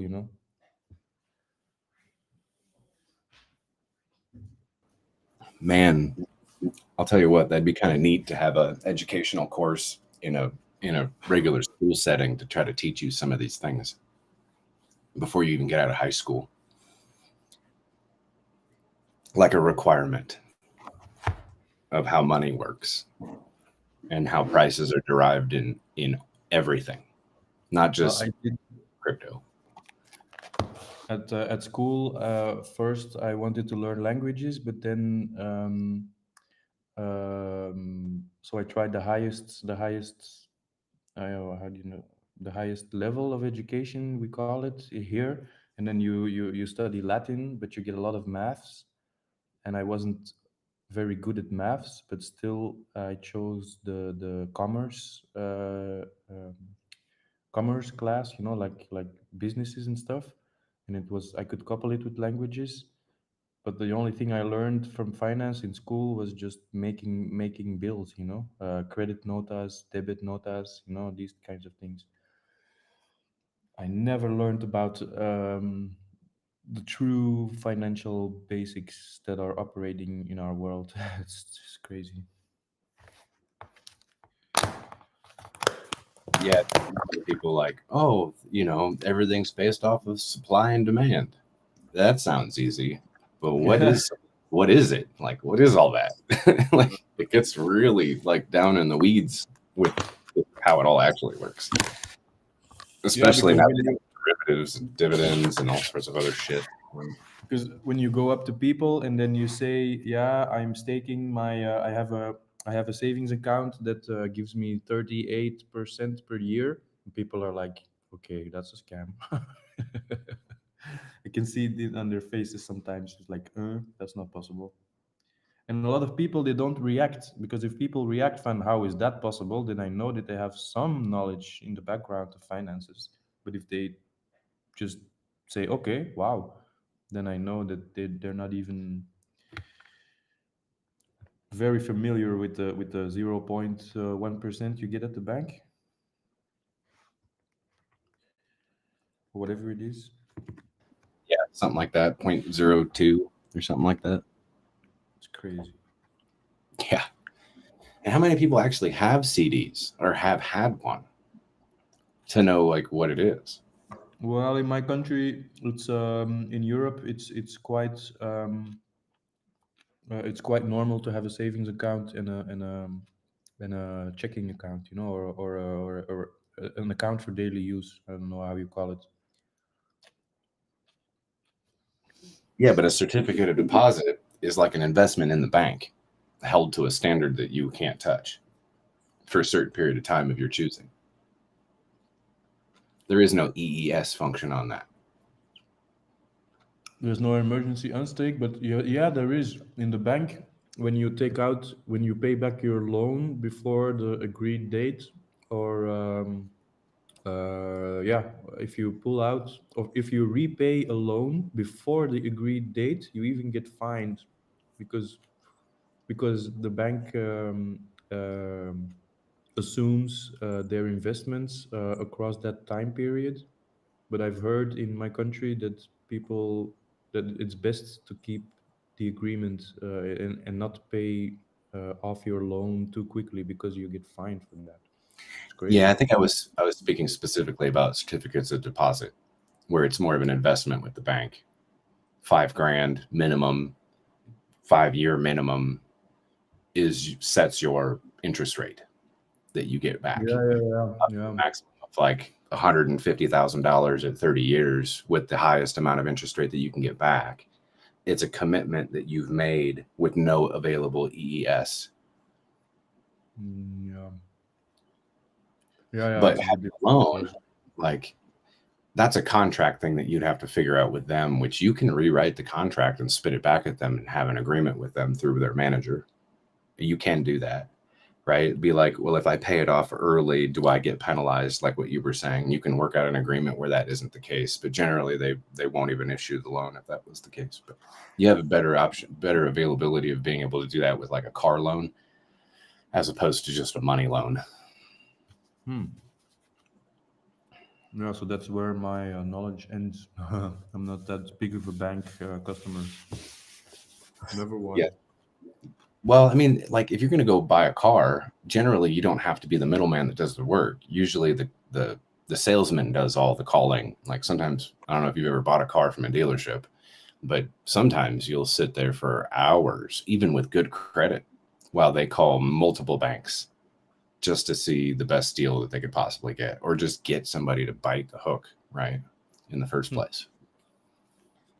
And then if you don't get multiple deals, then you may be stuck in that understanding. But you have to have that knowledge previous, right? That if you do pay off the loan early, that you can get penalized. I don't sign those types of contracts. But some people, if they're unaware, then obviously they're going to get taken advantage of.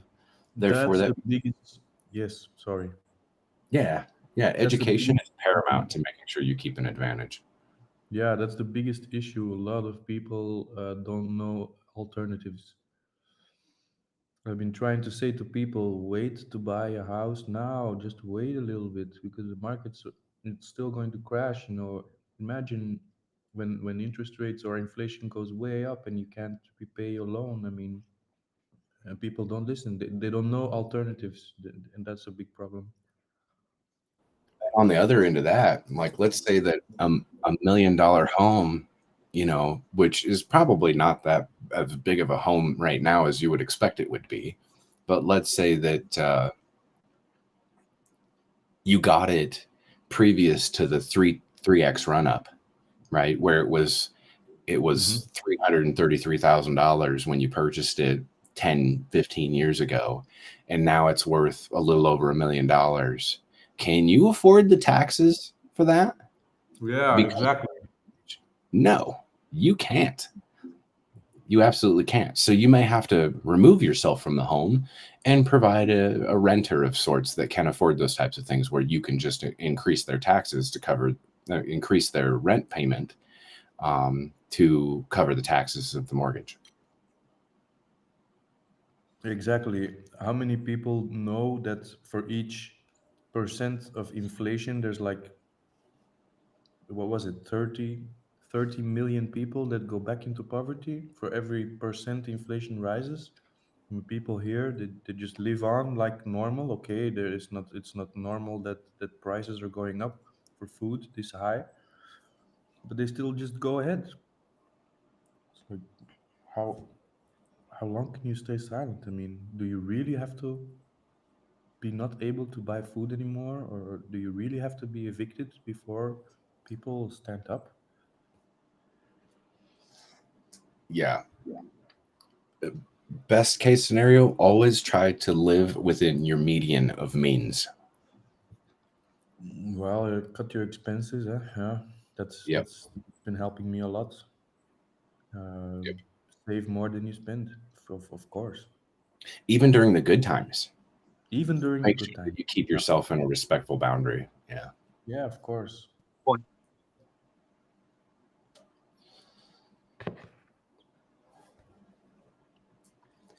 For some people, it's easy to make money. For others, it's just simply not. Well, it's the underlying convictions, it's underlying structures of belief, because if you don't know an alternative, if you don't know, if you can't see people in your immediate or extended neighborhood that are succeeding, you practically see everyone around you struggling at the same game. I mean, how are you gonna how are you gonna feel worthy? How are you gonna how are you gonna allow yourself to focus on those goals? I mean, people are distracted enough, time spans of attention spans of a goldfish, and the social media is not helping it. Squirrel. What were you talking about? Sorry, I saw something out the window. Mhm, mhm, mhm. I'm Yeah, telling and you.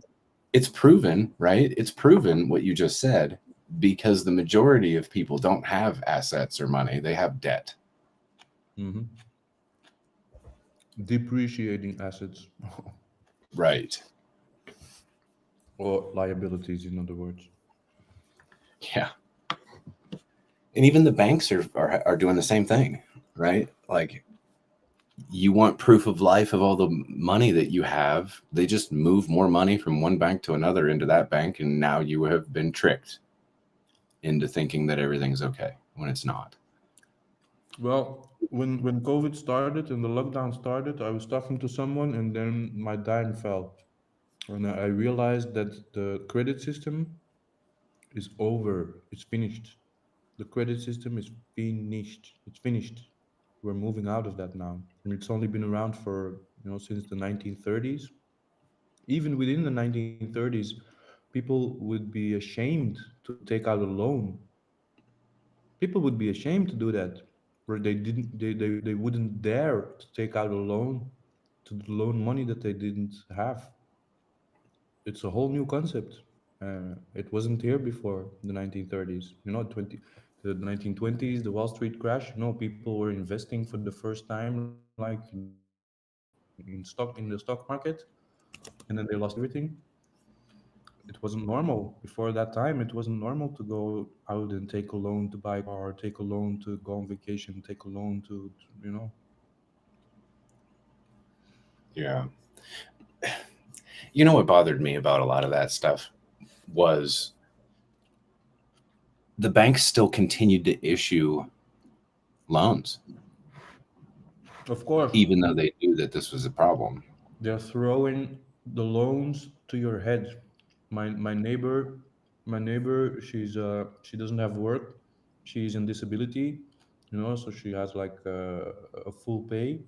She went to the bank to get a loan to buy an apartment. 3 days later, she had a loan for 80 grand, something like that, just like that. Up. Wow.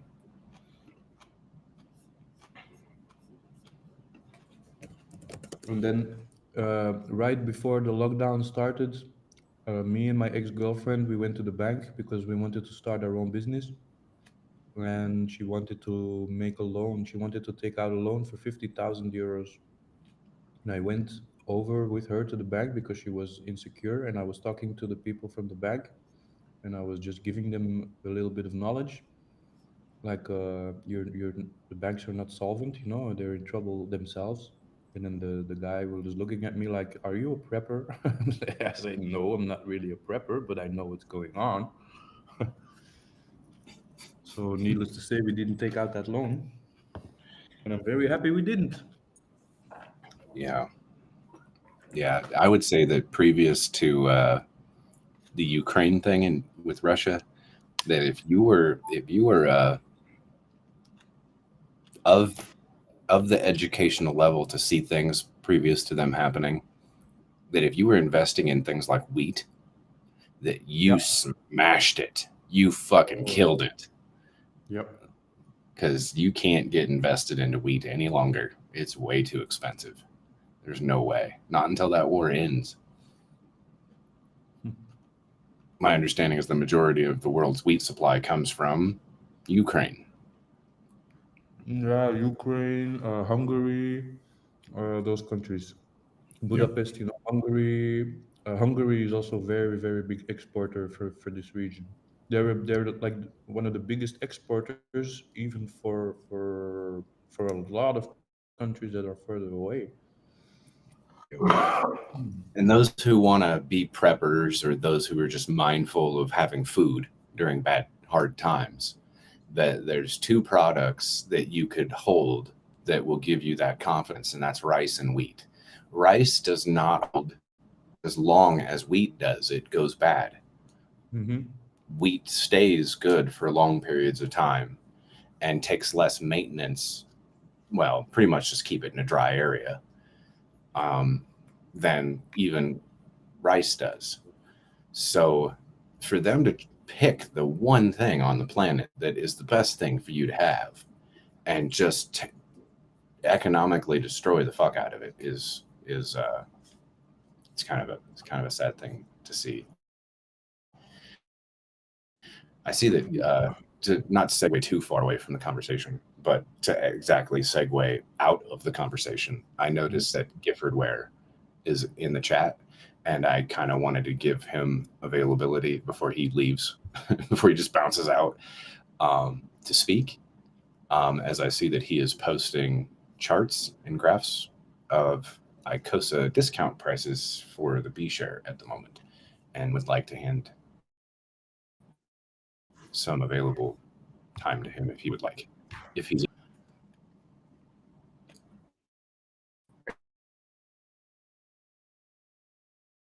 Hey, hey, what's going on, buddy?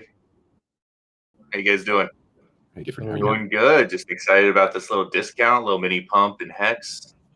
Everything's looking pretty good right Yeah, I'd like to see what your thoughts on it. When I saw that, the first thing I did is I went and looked at the Hex USDC price, which is currently at 3.99 cents right now, and then I went and looked at the Hex Icosa pair, with the majority of liquidity, which is still, and it is trading, in comparison to Hex price at 3.98 cents, 0.01 of a indifference of cost, pretty much giving you a 1-for-1 on your dollar value of Icosa to Hex if we're to trade that way. as far as I did not look at the liquidity for that to see whether it was pertinent to have that to be a mindful thing. Also, I looked at Icosa price has increased from $1.13 to almost $1.20. Yep. Fuck yeah. Good news. That's good news to see such a quick movement into the price as obviously Hex. Um,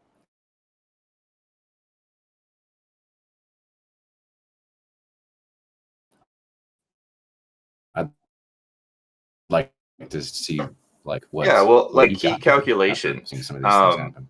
Please go for like it. something to just keep in mind is that the B share price, right, which is in direct correlation to the T share price, moves with the hex price as well as the T share rate, right?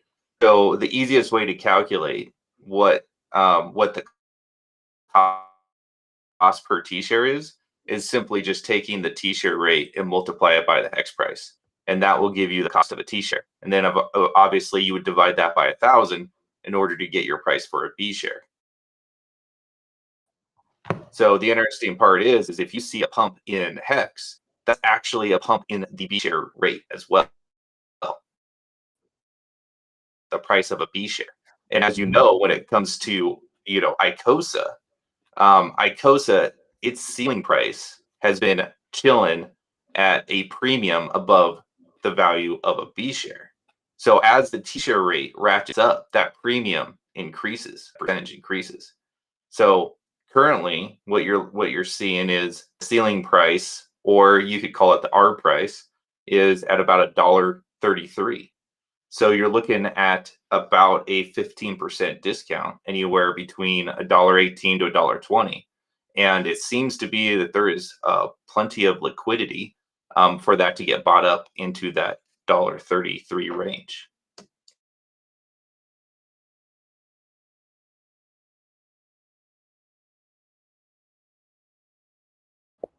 Nice. That's good news. I like that.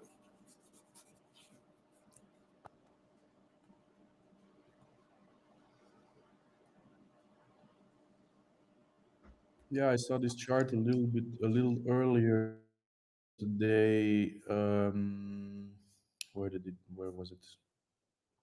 It was saying like you have the ceiling price of Icosa, the ceiling price of Hedron. If Hex was going to be like 0.03 in 2023, and it was like 24, 25, 26, 27. That was an interesting chart. So let me see if I find it again.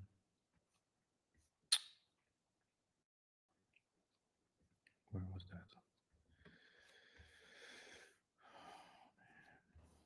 So what are the things that you're looking for, Gifford? I know that last time when we had the big drop on the Hex Icosa pair, that it took about 2.5 days or something like that to get back to that premium price. Are those things that you're looking at to see every time that happens, like the duration of time in which it takes to reappropriate that premium again, to give you like a I don't know, like a guesstimation of when more inflation has happened in Icosa, I guess, when people have more of that asset to cause more volatility on this particular pair itself?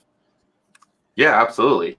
Once it breaks down off that R price, you're essentially what you're seeing is the inflation halt and grind to a near zero. Like as long as the Icosa price trades below that ceiling price, you're not going to see a whole lot of large HSI stakes sold to the contract for Icosa, because you could actually just buy more off the market for the same amount of money. So essentially, when the inflation dries up, the incentive is to buy up off the market, which equals your demand. So every time it falls away from this R price, what you're seeing is the demand slow down and the supply drastically slow down. so that all you need is more buyers than sellers in order to get that price back up to that ARB area. So essentially, the only time you are actually getting a deal when purchasing Icosa is when it is below this arbitrage price. Like, for example, if the hex price dips down to 3 cents from here, that ceiling will technically the B share will drop down, and thus the ceiling or the ARB price will also drop down.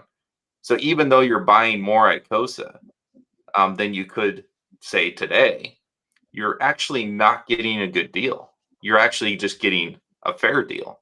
But as we see right now, when the value of Icosa is below the premium price or the ARB price, that is when you can actually get a deal, and that's when you're actually coming to the market and saying, like, this Icosa price should be theoretically trading at the ceiling price. If not now, then eventually you would have to assume it would get there, for the same reasons I underlined before.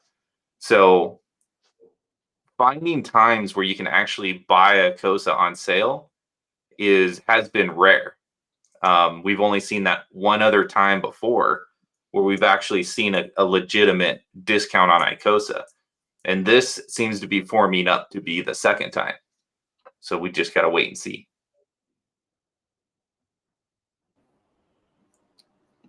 Nice. I just refreshed the page on liquidity for Hex USDC, and I will reappropriate the update. You guys remember when I was telling you that when it goes into that chasm right there, that chances are that because of the magnetization of that big chunk of liquidity that's sitting at where the price currently was at the 4 cents, that it's going to have a tough time going any higher than that, which it'll get shoved back down into liquidity. This is the update. As you can see that we went towards the chasm, and now we are going right back into where the liquidity was again. This is a natural process. The reason why this happened is because nobody moved their liquidity up, like I was saying before, to be able to create a sustainable price. Oh, I think I just posted that to the wrong chat. Oh, well, they can deal with that. Be confused. Be very confused. Right there. Now we're right back into that thickness of liquidity again. Heard the price. Sustained at 4 cents, very well. Sustained from 3 to 4 cents, extremely well. Any lower than 3 cents, not so much. Any higher than 4 cents, not so much. So I wouldn't get too excited about stuff. Not until we actually see that wall of liquidity, the major amount of thickness of liquidity, actually start moving up with price. So that is important for like what Gifford talking about here, for having the ceiling price move, which would move around the premium cost as well for the ceiling. So yeah, it's going to be interesting to see the chain of events, because I could say that typically in the past, or at least more often than not, you have to see a chain of events take place in order for new movement to happen in the liquidity pools. So like that wall that you're looking at would not have changed unless price got up to that range. So at this point, this is where the next domino could potentially fall. Now, if it falls, or if it falls in a different direction, like that, we have to wait and see. There's no way to call that. But you have to see a price action up into this range in order to see any other major movement, especially when you're talking about liquidity. yeah, otherwise sentiment is just not there for prices to go up.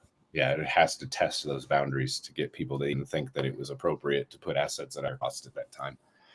Yeah, so you have to watch those things constantly. It's a lot of work sometimes too. But yeah, if I saw that that wall got widened from what it currently is, as you guys can see there, like off to the left side of that red line, if it just started to extend out further past where that red line is, that is 4 cent hex. right now sold. So if it goes further, then it can support higher prices. But it's up to the liquidity providers makers to do those things. And if price goes up there, then they will thinking about those things. If it doesn't, like what Gifford just, if it doesn't test those things or those don't start happening, then the dominoes aren't going to go anywhere. They're not going to be available to fall in any direction. Right now, it's like I said, right now the price currently supported, from what I see, from available assets to buy very significantly between 3 and 4 cents right now. Anything outside that is volatile. Until we see liquidity actually moves, we won't see much of a difference. Like if we went up to 5-6 cents, yeah, it can do that, but it would have a tough time staying there until someone slams a significant amount of liquidity there to sustain the price there at those prices. And even that doesn't suggest that it's going to be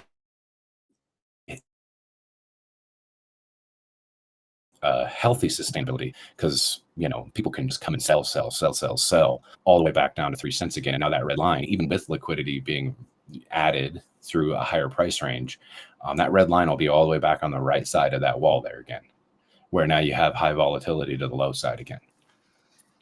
So even all this stuff and how it works doesn't really give you golden goose. You just don't really know what people are going to do. And all of that stuff does make a difference for Icosa price specifically, and the ceiling, the premiums, and all that stuff too. I always thought that, after November 13th happens, or months after that, when people have a lot more Icosa in their pockets, they have options to do. They can go stake and be a part of their pool there. They can take liquidity to help make more sustainable pricing, right? Like a chart that Gifford showing on there for that price. It would be a hell harder for price to dip down there and stay there if there's a thicker amount. There's only like 40 currently at the price. If that was $4 million, then any little tiny buy that would happen right now at that dip would shoot it right up into that price again at that premium level, as long as liquidity providers are providing it only at price level that they consider the premium, which it should be. That's where arbitrage happens. Just them. It also increases volume across the pair, which is also good for them. So there's many incentives to having that crystal ball as to where it's supposed to be, so that the liquidity providers for the Icosa pair would slam down liquidity in the first place. However, there's just not enough people with enough assets in their pockets to be able to provide liquidity, so that's why liquidity is very low. After all this inflation happens, there should be a significant amount of people to be able to do these types of things and actually provide liquidity and create a more sustainable price at particular price ranges. So instead of it taking 2.5 days to be able to get back up to that price, it could take a lot less time to get back up to that price, as long as there's enough liquidity up there and people aren't moving their liquidity. Just the same thing like I was saying about price being able to be sustained on the high end, that you'd have to see somebody come in and provide liquidity at higher. Like, look, guys, there's a fucking discount going on. You guys should take advantage of it. I think it's very important, because he's kind of doing a service, like pointing those things out. Like, he could just take the advantage own and be like, look, I scooped up a bunch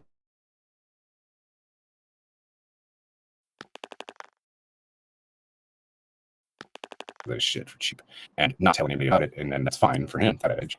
But to have come out here and post these types of things, being like, look, this is the direct correlation between this and that, the reason why it's there. It will be interesting to see how long that this discount is there, but I wouldn't suspect that it's going to be there for longer than the 2.5 days in the really big data, which that's kind of what I'd be looking forward to seeing too. Does it take 1 day? Because it's not as significant as the other one was. Does it take 2.5 days of providing that availability at discount at that time? And then how fair is it necessarily?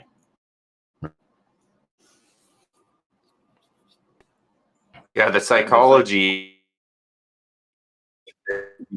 is going to be playing, or there's going to be a play on that. It's going to be interesting, because when we first found the movie and we went down to less than a 10% premium on top of the B share, when that happened, I know I and several other people were looking at that, and we were holding our breath. We were like, okay, what's going to happen now? is there going to be enough people in the community that look at this and say, hey, we value this this token within a 10% premium over a B share? Like, will there be enough demand to drive the price back up? And how much of an impact will the lack of? So that was a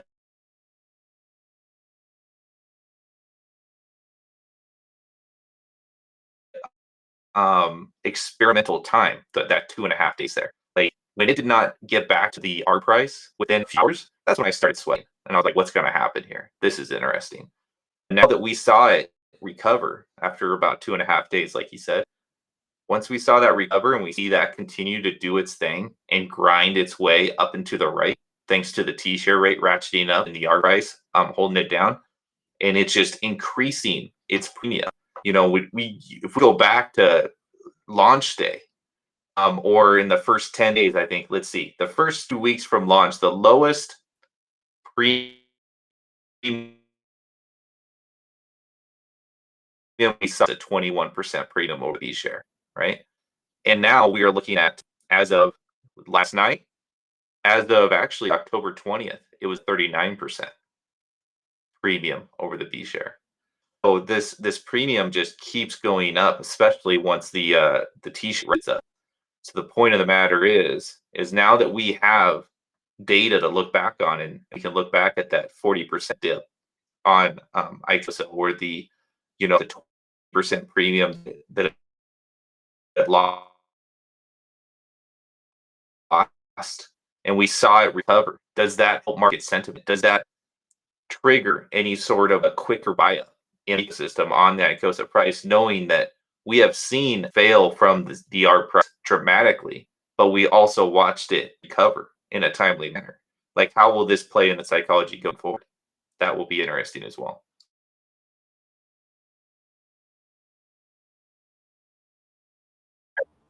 Yeah, I absolutely. It's so fun to have this stair step. I don't even know what you'd call it. I have no idea what you'd call it. But having these multiple assets work together the way that they do, psychology has a certain perspective to it. People's education on what they're looking at, what I'm actually looking at, is probably important as well. And which asset do you use to buy the discount asset with? Which one is it? Like, I got to thank you, Gifford, for being bold enough to go on RH Max's streams and be a YouTube person with, your face on camera, and expose, your availability to have some knowledge and put it out there for people. I would not do that. So I am cool that you're doing those types of things.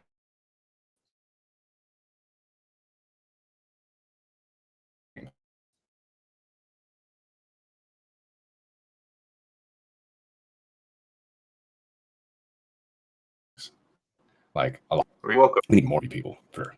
Yeah, take it easy. not to SUD touch or nothing. I mean, you got to be able Hey man, to it was just one of those things.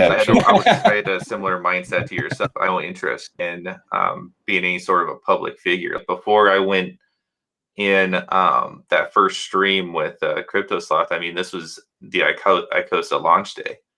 The only thing that incentivized me in order to be a little more public and to put a little more work into putting out the message of what I'm looking at, what I find interesting, and if it educates people along the way, then that's awesome, right? But the only thing that pushed me in that direction, well, really there was two things. The first and foremost thing that was always in the back of my head was that when I came into the Hex community, I looked at all the people that were basically docs that had their face out there, that were talking about Hex and mechanics, and they were talking about the price of a T share and its correlation to Hex, and they were teaching me a lot about crypto along the way. A lot of people in this community taught me a ton about crypto over the last 2 years. And when I saw we got to the point where a lot of the guys that I looked to learn about crypto in this community,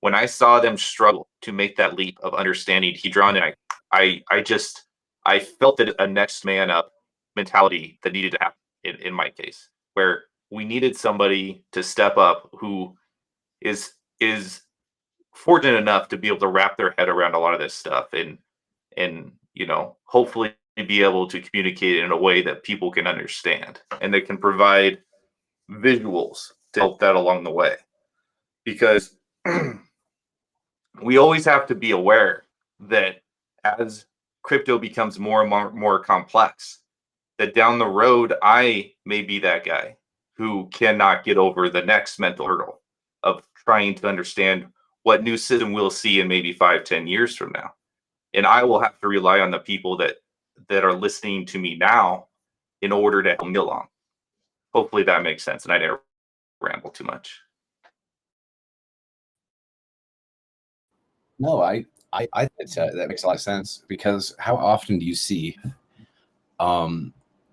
assets that actually have such positive externalities on being able to use multiple assets that actually have a positive feed loop that closes itself in a positive way as an asset, or the last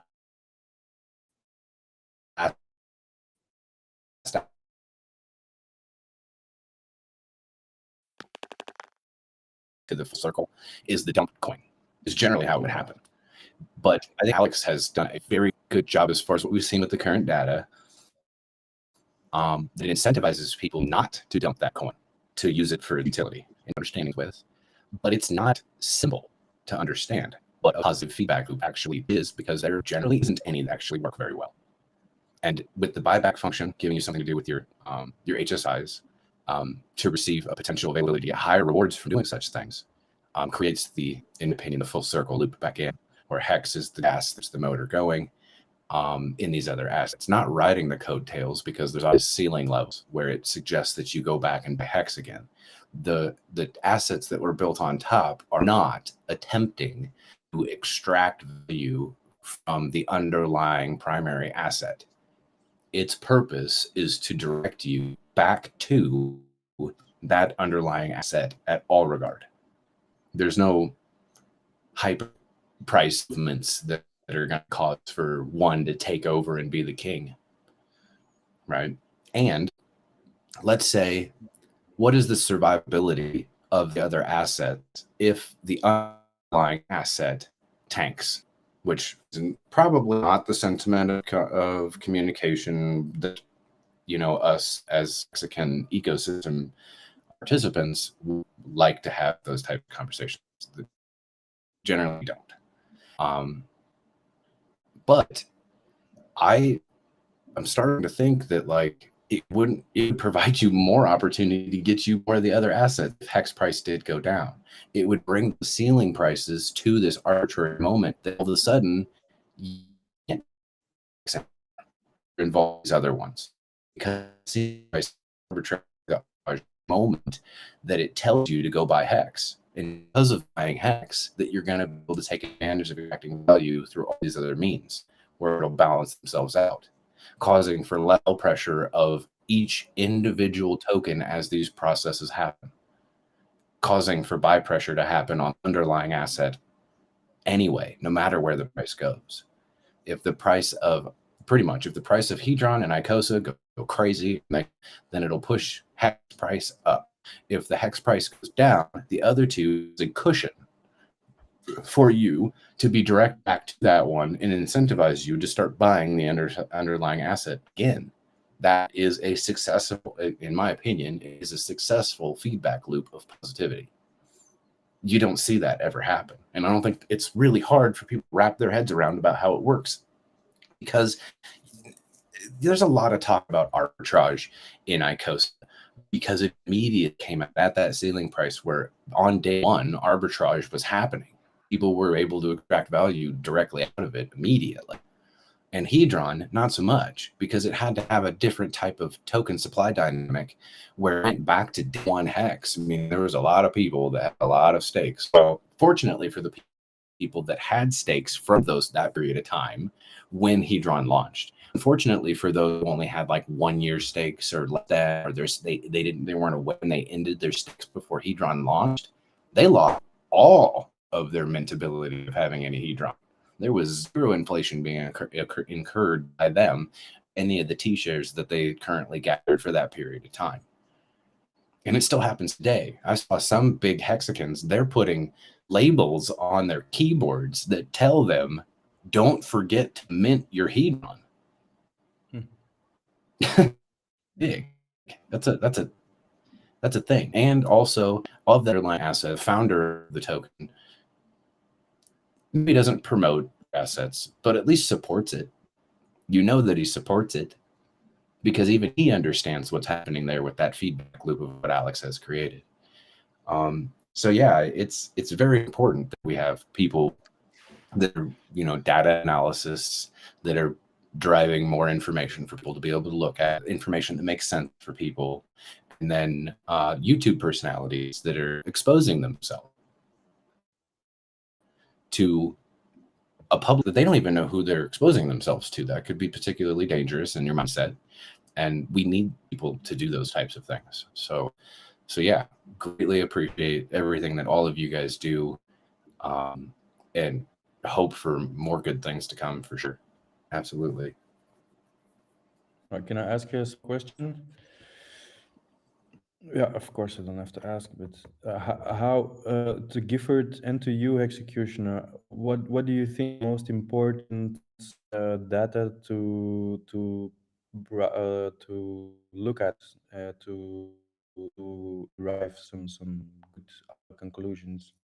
What's the most important? What are the most important data points that you're looking that you look at to get bigger understanding? If we try to make more people understand the dynamics, what's the most important aspects that you're looking at?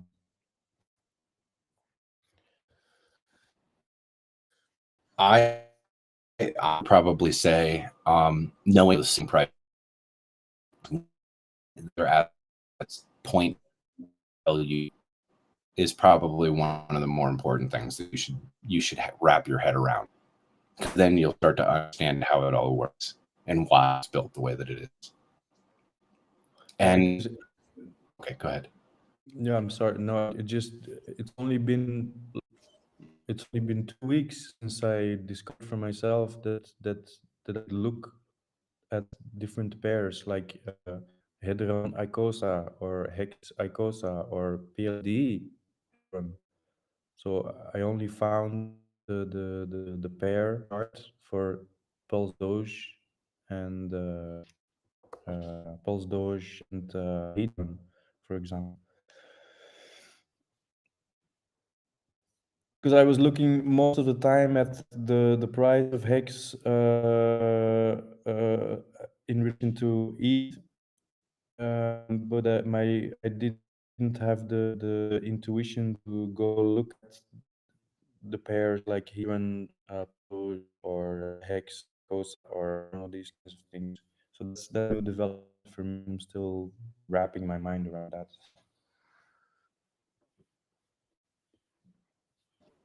Yeah, I mean, you might be able to find a good point in time where, because those other pairs, when price moves in the main pairs, that you might find a discount. I guess you may have to look at volatility of the current price where those other assets are at, see whether the slippage or the gas cost at that moment was going to give you that advantage or not.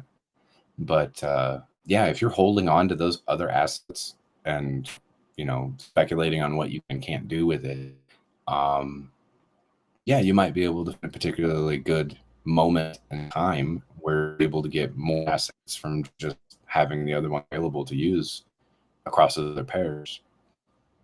For sure. And especially in assets like PLSD, for one, who doesn't have a whole lot of available liquidity for the bigger players. They can utilize the other pairs to be able to swap assets and then use other liquidity pools that may have more liquidity in those particular price ranges because the market makers have moved their assets to that particular range. A slippage at that time. giving you an advantage, I suppose, at that time. Yeah, So that's getting a little bit more technical into looking at a lot of stuff to see when those moments happen, for sure.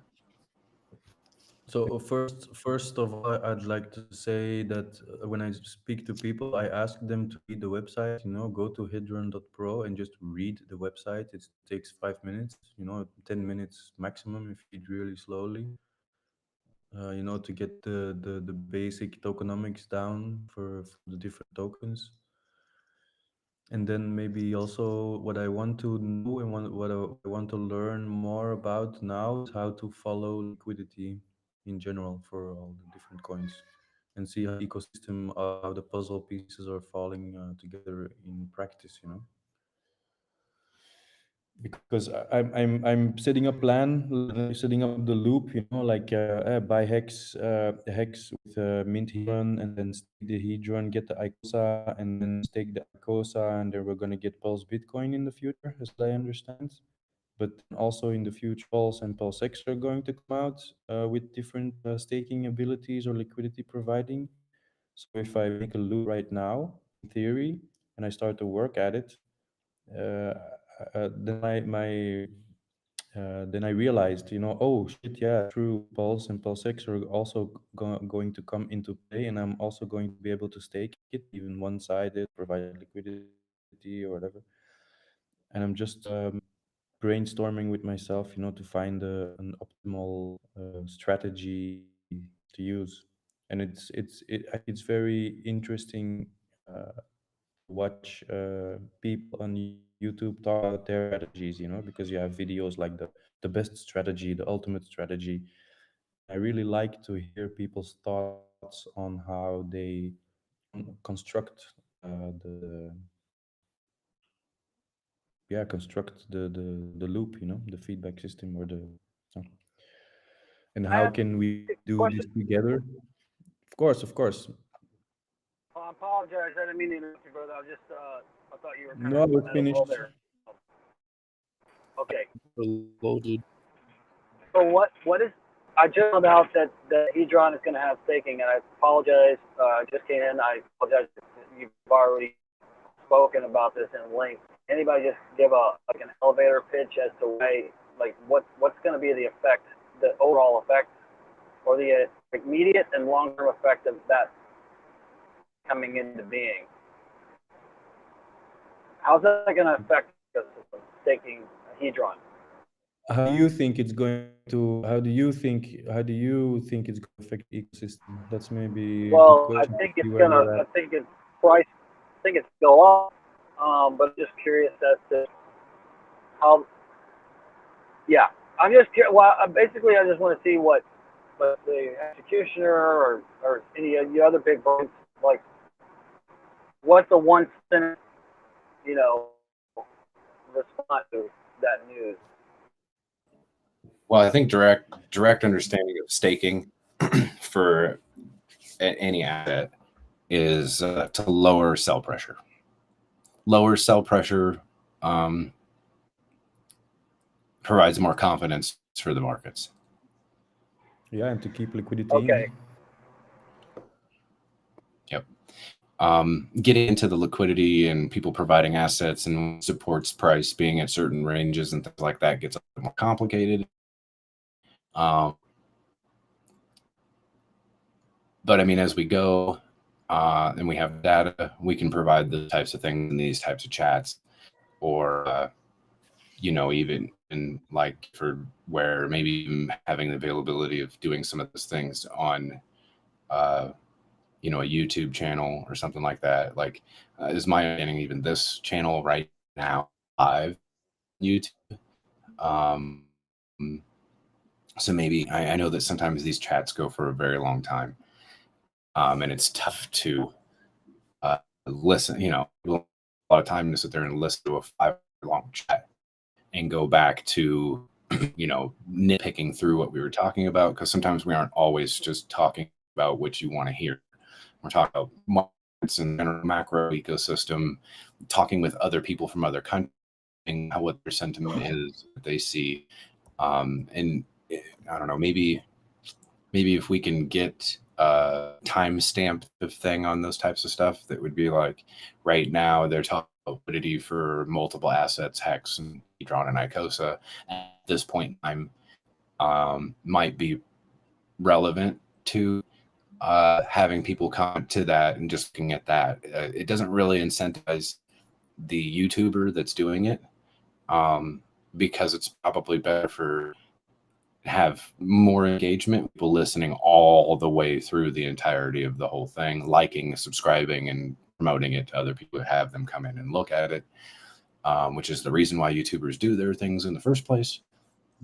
Having them just come in and at a 5-hour long video, only having people come in and listen to a half hour of it, is probably not for them. However, I did go through a lot of it, but in that chat, you don't really get, like, I'm putting chart stuff on the Icosa chat. So just listening to it on the YouTube, you're kind of missing half of it or part of it, the visualization of it on what exactly I'm talking about at the time. I thought it was just as easy as just screen share my screen and just kind of, you guys can see my mouse going across all these things, and as I clicked it, it's apparently a little more complicated than that. So I'll have to look into that further and I'm prepared. Say that again, Wave. Sorry to get interrupt you. I want to ask, what are we in stake your Hedron? What do you? I'm sorry. If you stake Hedron, what are you getting rewarded? I apologize for interrupting. Icosa. You get Icosa for that. Wow. And Icosa Icosa is minted into existence when Hedron is burned. Or somebody uses the public function of seed liquidity, where they're able to, like the SA was able to take the almost 4 trillion Hedron that was previously burned, allocate that over 365 days, so that every day you were getting Icosa as long as you're staking, for at least for the first 365 days. So that's like a previous bootstrap to that, previous to the buyback function actually taking over and causing an incentivized liquid supply burned at that point, circulating supply, I guess, which is more important to me as an investor, that us as a community are willing to go burn our own assets to win these HSIs, which then again, the HSIs are now a currency, because you can use that buy function again to recycle it and get more Icosa for it. It means that you can, at that point in time, increase your pool position in the Icosa staking pool, which pays you out in Hedron and Icosa. I'm not sure if you're aware of that also, Wave. So not can you stake your Hedron and get Icosa for it, but you can stake your Icosa and get Icosa and Hedron. And the way that the Hedron is appropriated to that pool. Oh, I was launches Pulse chain before all this stuff pops off, so I can get more Hedron. Sure, yeah. Especially for using that buyback function when they win them in those those liquidation auction processes. If people get them at a discount, then I would assume that would incentivize them even more to use the buyback function again. If they get it a 1-for-1 cost of it, then they may wait for an arbitrage moment to happen before they dump it in.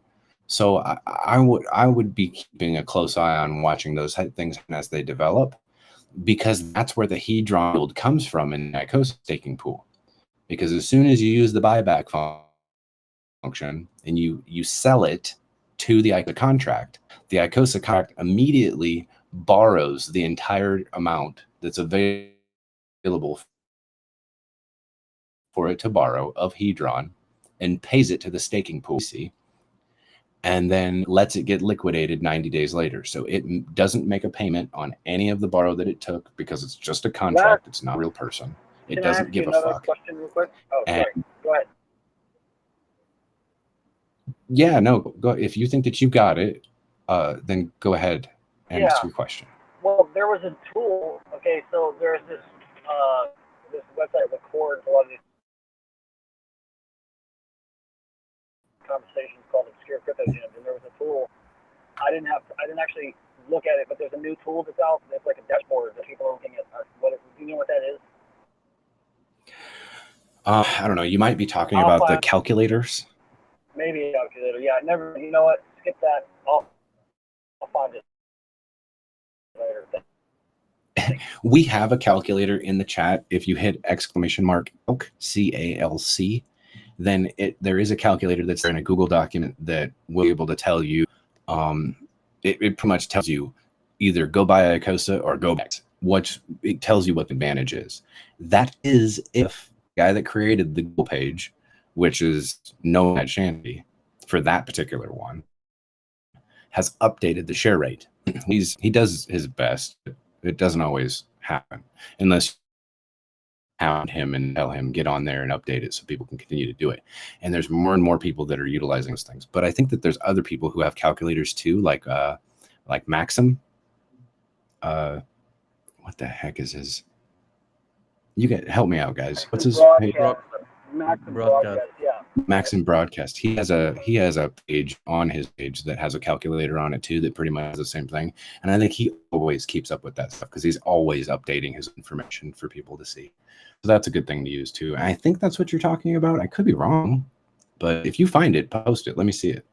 I would be interested to see it too.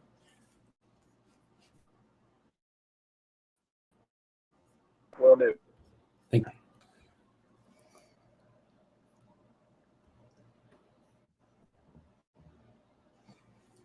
Yeah, best case scenario for people who are just getting into these types of things is to at least participate previous to November 13th opening. Because if you're not staked, you get zero yield. Yeah, None what, I'm still learning about 13 November. That's when what exactly is happening then with Hedron stakes? Because I thought the liquidation of the size stakes were already happening. Oh, they are. They're hanging with people that aren't using the buyback function. They're just people who took a borrow off of their current HSI and utilized the Hedron for whatever it was. If it hit the default page, which allows for all the community to go to that page and actually liquidate at that time, that means that they have 3 consecutive 30 windows where they could have made a payment. They could so if I missed 89 days, and on the 90th day when it would come at 00 UTC on that default page to be available for liquidation, I came and made one payment, then my 90-day cycle starts all over again. It is probably one of the hardest protocols to actually get yourself liquidated on accident. Hardest ever that I've seen. It's almost impossible unless you're just a nitwit and you're not paying attention to your money.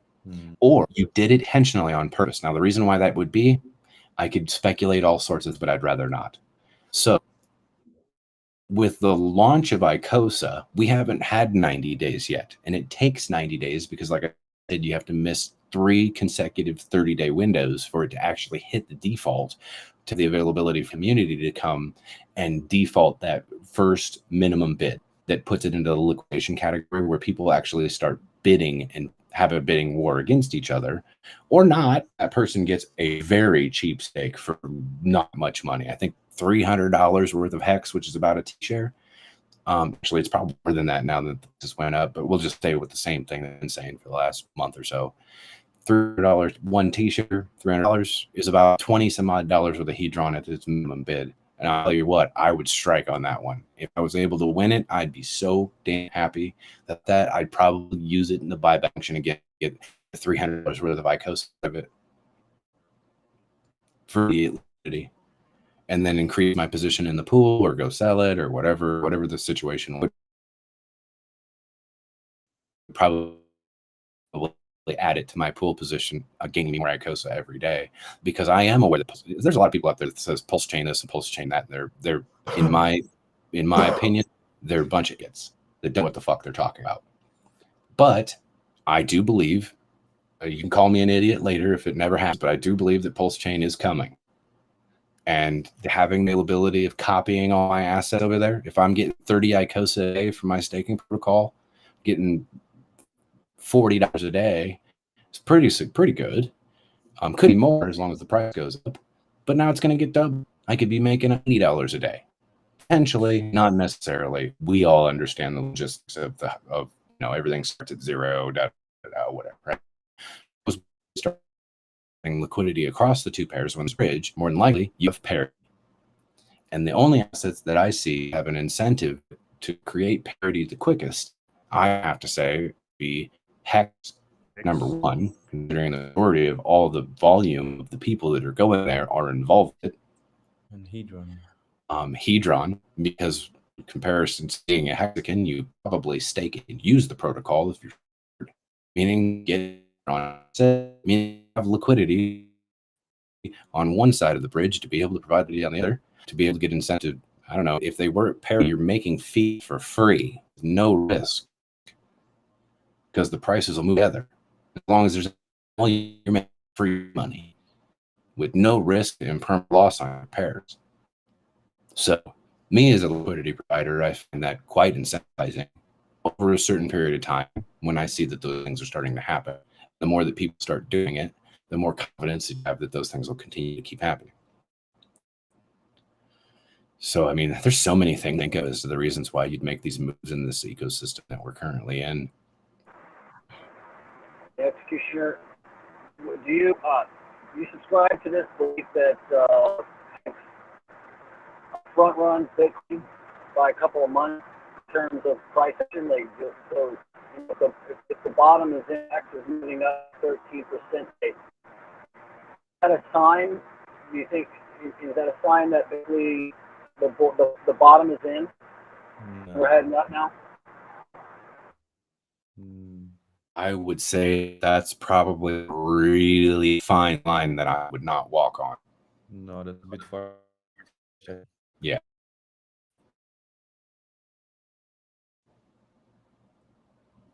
Because when Hex was launched in the bear market, it went up quite nicely while it was going down, while Bitcoin was going from 6 to 3,000, all that stuff.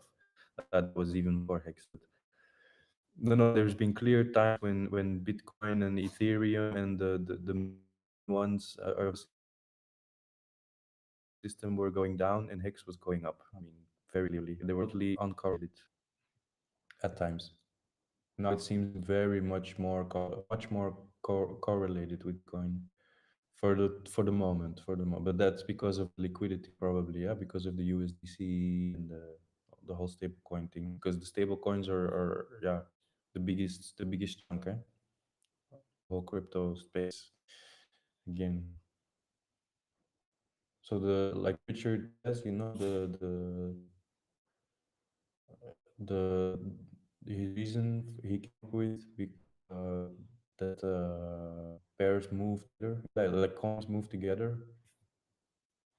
It's an interesting. He was calling it Hart's law or something.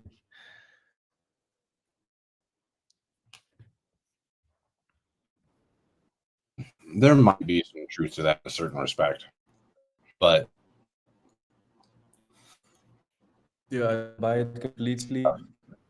I'm sure it has some legs, because if you see the whole stable coin buckle, with USDT and everything. yeah, I think that brings more correlation towards Bitcoin because of that. Yeah, absolutely. And start providing each other, which is directly related. Bitcoin is directly correlated now at this moment to the stock market. Yep. So, and I don't see Ethereum being not a pair, like some sort of what's going to have some correlation to the stock market, Bitcoin and ETH. If you were somehow, some fucking way, gained so much confidence in stable tokens that you just obliterated completely zero liquidity in ETH, Bitcoin, and other things that are correlated with it, and it was only USDC stablecoins as it, you have a complete 100% decorrelation to the rest of markets at that time. You can gain somewhat of a decorrelation by lowering your other pairs that are connected to ETH, Bitcoin, and stock markets by having more liquidity in stable coins. But I feel like the more that the generalized sentiment of stable coins are going to grow and you got to be really careful and all this FUD and scary shit, that you're going to have more of a tightening of correlation between them and less of this supposed advantage that you may be hearing other people say, that you'll be able to see the future in the crystal ball. Like anyone that tells you that stuff, run the fuck away from them. They are trying to manipulate you. Do not listen to those people. Can you explain that in like loose terms? Can you like specify that? I think I grasp what you were saying. No, I thought I was. You're talking about correlation. No, it's okay. You're talking about coins. It's just over my head. But well, stablecoins are not. How do you feel about? Stablecoins are not correlated to the Bitcoins. They stay stable. It's not correlated to Ethereum price. They stay stable. Ethereum moves when Bitcoin moves. Bitcoin moves when the stock market moves. If you were to have your asset majorly connected like Hex to Ethereum, when Ethereum moves, Hex is going to move, right? But if you don't have it connected to those, and you only have it connected to stables, then you can decorrelate it, meaning that anytime someone buys or someone sells across those pairs, it will directly 100% affect the price. Okay, cool. What is your opinion on the Liquidity protocol and liquid loans? That seems the best stable coin to you, or have you looked into it? I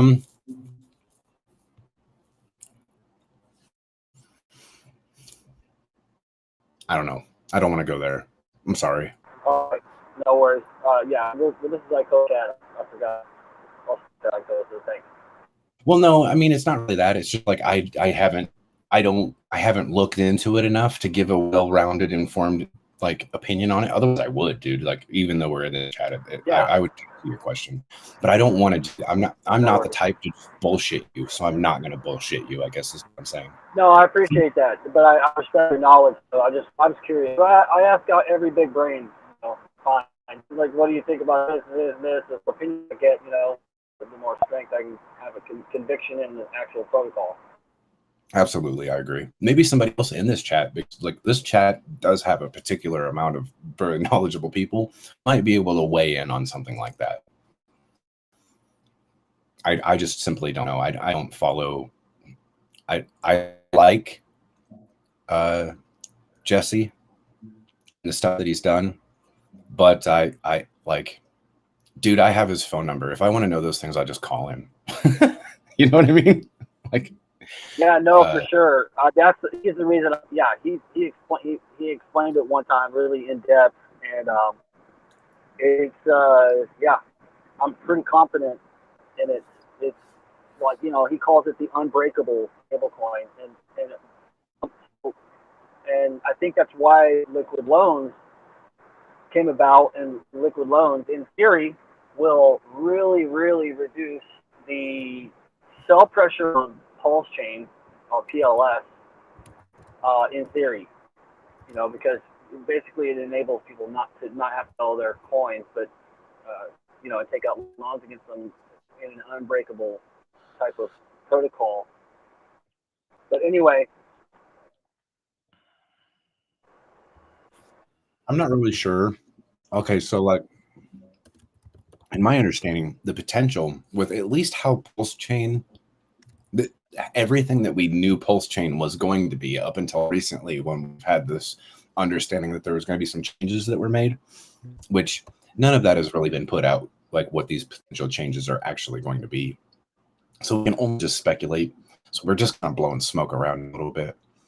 But previous to these changes, we were having this understanding that those who had the most amount of pulse with having this liquid loans thing coming out were and the other protocols that were available to give you passive income by staking your pulse or putting your pulse somewhere and getting extracted value somewhere else.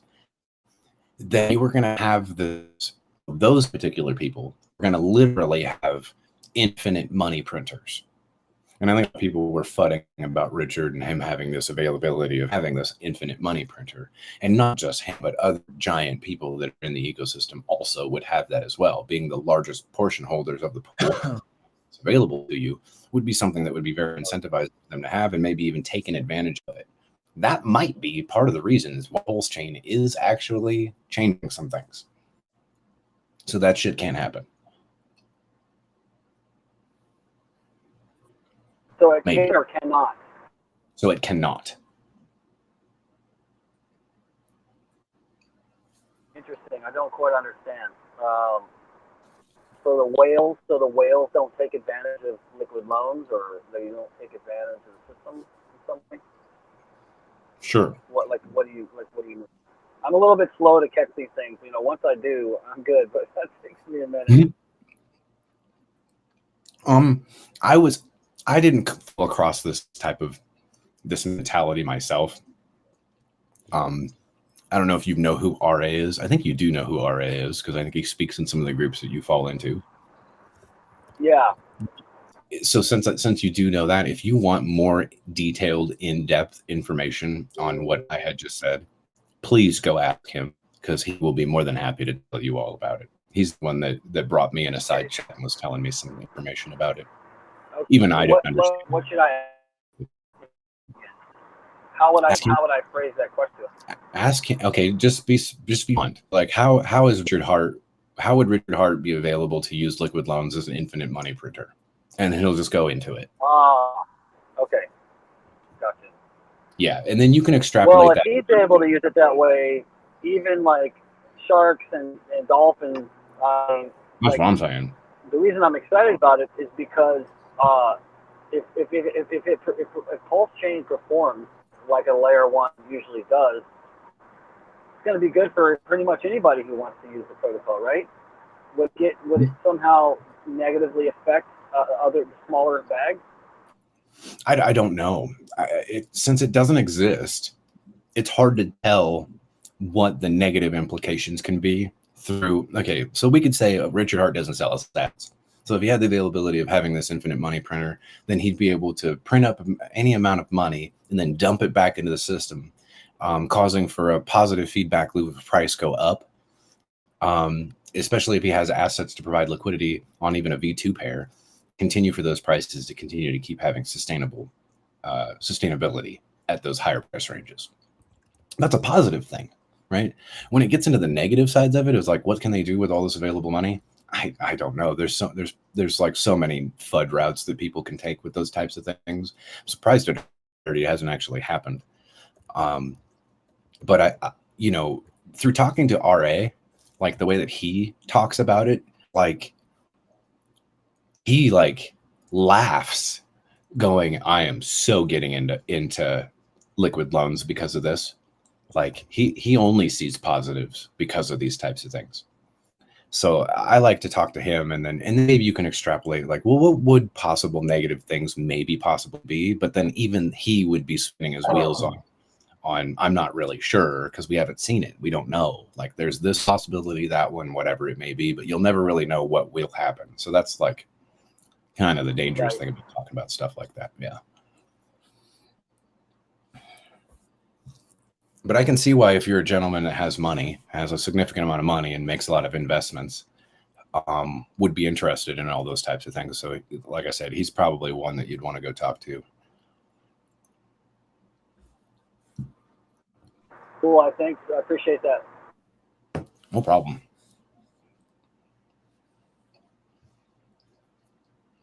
I would like to pitch an idea. I had this idea yesterday. It's completely loose from everything else, but I had this idea for starting up a project for fitness, wellness and fitness. So if people want to start to work out, I'm gonna design a system. It's like level 1, level 2, level 3. And if you reach level 1, so if you reach level 1, that means you can do, for example, 30 push-ups or 30 burpees in one go, inside of a certain time limit or something. And when you reach level 1, you get a hex steak gifted, for example. Um, if you grow to level 2, then you get another steak, of a hex. It's not liquid hex, but it's already a hex steak. So you can, if you receive that hex steak, then you're gonna get doubles on the pulse chain. You can already mint Hedron, and go stake it, and stuff like that. I was just thinking about a system like that. So if anyone wants to join in and work it out, I'm happy to. I'm What not are you on gonna be Shark Tank right now? Yeah. Something like that.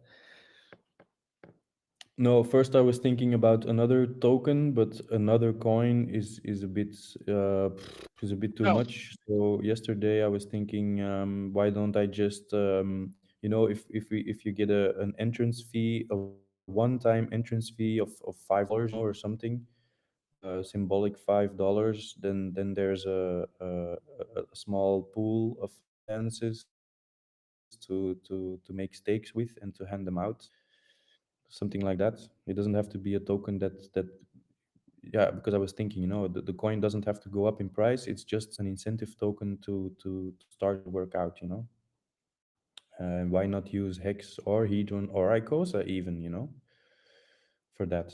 That's still to be determined. That's kind of that's a neat idea, because I see that there's like government entities that utilize that thought process to have, like, every 6 months they have a medical professional come in and take they do blood analysis, and they like track data on your body on how healthy you are, and the more healthy that you progress through that 6 month period actually gives you discounts on your insurances. Yes, and that's what they do in China with the credit system also. You pay your bills on time, then you can rent a car without having to put down a deposit, And if you're not a good payer of your bills or something, then you have to put down a deposit for $300, to rent a car for 24 hours, stuff like that. Um, yeah, also it's another project, with the running shoes. People are going outside to run for 1 hour or something, and then they receive like $40 or $50. But I don't like that system, because you have to buy a shoe, you have to upgrade the shoe after each run, you have to replenish the shoe, stuff like that. So I was thinking about a more simple system. And if people really want to start working out, then this might be a nice incentive. And yeah. Hey guys, I have a Icosa hex question. Shoot. So, what are some of the effective ways that we can encourage people within the hex community to start selling at least like 10% of their hex interest from their stakes through Icosa? And the reason why we should just start with a low amount like that, in my opinion, is because there's just not enough liquidity to support big sells. But if we start low and then we stimulate the entire economy like that, I think over time people will get more and more introduced to the idea, and they will sell more and more through the Icosa contract instead of completely dumping the hex price.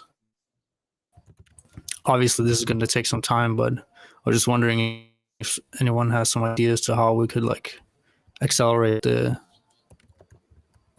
idea of this becoming a reality. Just explaining it like that. But I would, like you said, I would just wait until the inflation period, at least this first cycle of inflation period, has happened where people have the availability to provide more liquidity. Obviously, the only people that are going to really have the availability to provide the most amount of liquidity are us, right? Those of us that have been participating and receiving these rewards for these periods of time. It may take a whole 365 days. Like God Whale himself, through the amount of Icosa that he would be receiving, would by himself be able to implement enough liquidity to immediately start convincing hexicans that have large bags of hex to not sell their hex, to put it into a contract, sell it to the buyback function, which reduces all their sell pressure now to zero.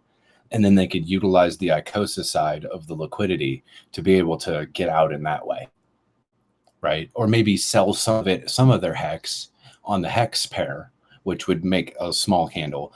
But maybe utilize the Icosa side first, right? Because if they lower the price of hex, they're going to lower the ceiling rate, right? Or maybe they can even provide themselves in some sort of way arbitrage moment at that time by lowering ceiling rate, causing a higher premium at that time for the Icosa that they give, use the buyback to sell at that time to increase their value, right? Not only sell some hex, but increase the value of the Icosa that they get through the buyback, and then maybe sell some Icosa, spreading their sells across multiple pairs, not hurting the community as much as the one big sell into one asset would have done.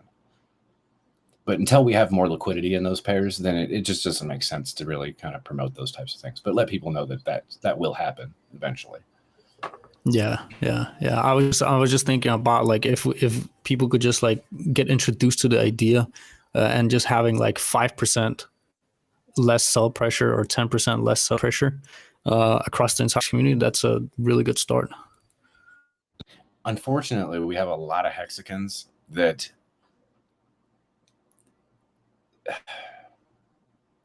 God, I try to stay, I don't want to sound like an asshole, but they're not financially smart. They just got lucky and they have a fuck ton of hex and they got lucky and they don't even understand how hex works, unfortunately. But they are the ones that need to have this what you're talking about wrapped around their heads, and they need to understand how hex works first to be able to do that. Now, not all of them. There's a few of them, but there's I see. It's a fair statement, though. Yeah, but and then another thing to make a positive of it is there's not that many hexicans that have that type of power. There's just not. People that were buying pre-penny, there's not very many of them. There's like pre-penny people are probably less than 20,000 people. Less than that, 1/10 of a penny. I'd say maybe less than 10,000 people. 1/100th of a penny, less than 5,000 people. And that was my understanding maybe 2 years ago of those numbers. It's probably less now than that. So even less sell pressure in that understanding, because people just, I don't know, they'll sell at the bottom and buy the top, and it doesn't make any sense.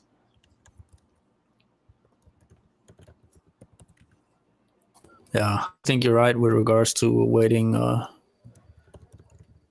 for maybe Garwell to pave the way in some sort of way.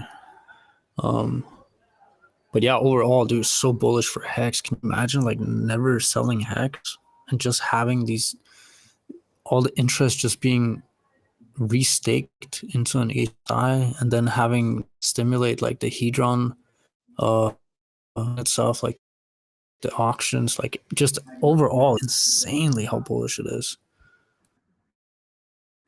I think when people see the more yield come in from the Icosa and Hedron and stuff, that's when you'll see people bounce to that. Because right now you're only getting that seeded return, which is about like 3% or something a day, but I think that people are going to bounce once they see that yield come in. Yeah, so basically you're saying that this upcoming liquidation auctions, it's actually going to be a marketing tool in a sense. I think it's going to draw a lot of eyeballs. It will draw the eyeballs in terms of the yield, because right now, if you're like a squid, you're getting like 2 Icosa a day. Might be 50 when the liquidation start constantly. So I heard crazy numbers like 300x the amount that you're currently getting potentially daily for some people. 50x Sounds good for to a me. squid, fucking, or 25x for a squid. That's damn good.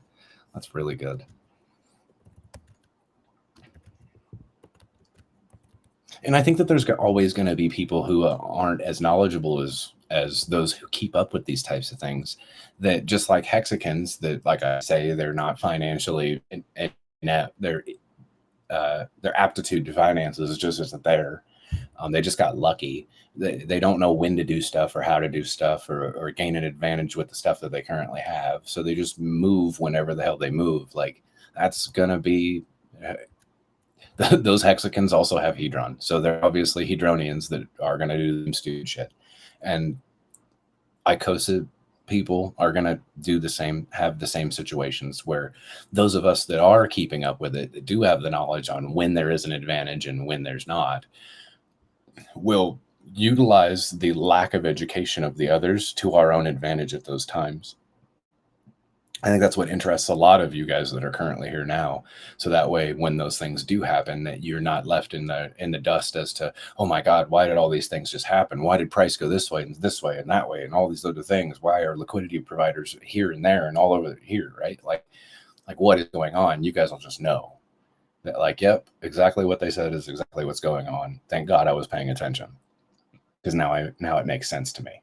And some of it may not even make sense to some of you now, because some of these things that we talk about that could happen in the future haven't even happened yet. So as soon as it does start happening and start moving in these types of directions, it'll make a lot more sense to you guys at the time. Positive feedback loop is what we're going to end up seeing. Hex will have a cushion on the low side all the time, as long as you're involved in hedron and Icosa and you are a true hexagon. These things are going to be very beneficial to you. Very beneficial. Do you know if say is it always seeded in the 300? Say was to burn like a big bag now, is it just one day, or would that be over? Okay. So the difference is on Icosa, like it originally did with all the previously burned hedron, then it can choose, it doesn't have to be 365 days. It could choose 30 days. It could choose 800 days, 1,000 days, however many days it wanted. It could choose one day, but it might as well have just used the benevolent function, of course. But yeah, I think he had Alex had intentions on the reasons why he had the benevolence function. And because of having the benevolence function, he developed another function in a totally different way, to work a different way, to be able to like what we were saying, extend that high period of yield through however many days it saw as appropriate. And apparently the essay thought that it was more appropriate to bootstrap the thing for a year to be able to get these processes on the roll, so it wouldn't have to do it again. If the bootstrapping of the yield was to be disincentivized by, let's say, somebody comes in and buys all of the HSIs and doesn't put them back into the buyback function to continue that process rolling where it burns more and more hedron, then I would see that it's leaving itself an availability to do it on its own. And after 365 days, then it might be more incentivized to do it again for another 365 days. Or longer. However long that it thinks that it needs to do it. Continuing to keep people incentivized to use the protocols.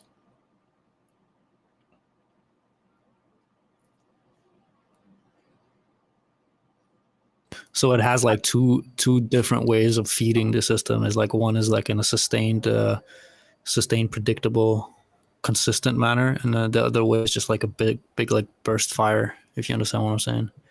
Yeah. Yep. You can have a 30,000 gallon pool with a pinprick in it, or a couple of pinpricks that it just kind of slowly releases water out of it. And over a long period of time, it'll eventually drain that pool completely. Or you could take a samurai sword to the whole bottom of it and cut from one side of the bottom to the other and dump all the water on top of yourself all in one day. The samurai sword is the benevolence function, and the pinpricks is the seed liquidity function. Yeah.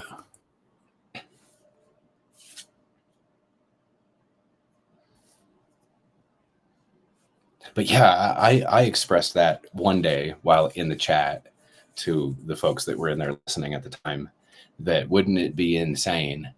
Because, you know, whenever the majority of the benevolence function usages from the essay were 1 trillion hedron burned, right? That would be one hell of a payout for the stakers. Like insane.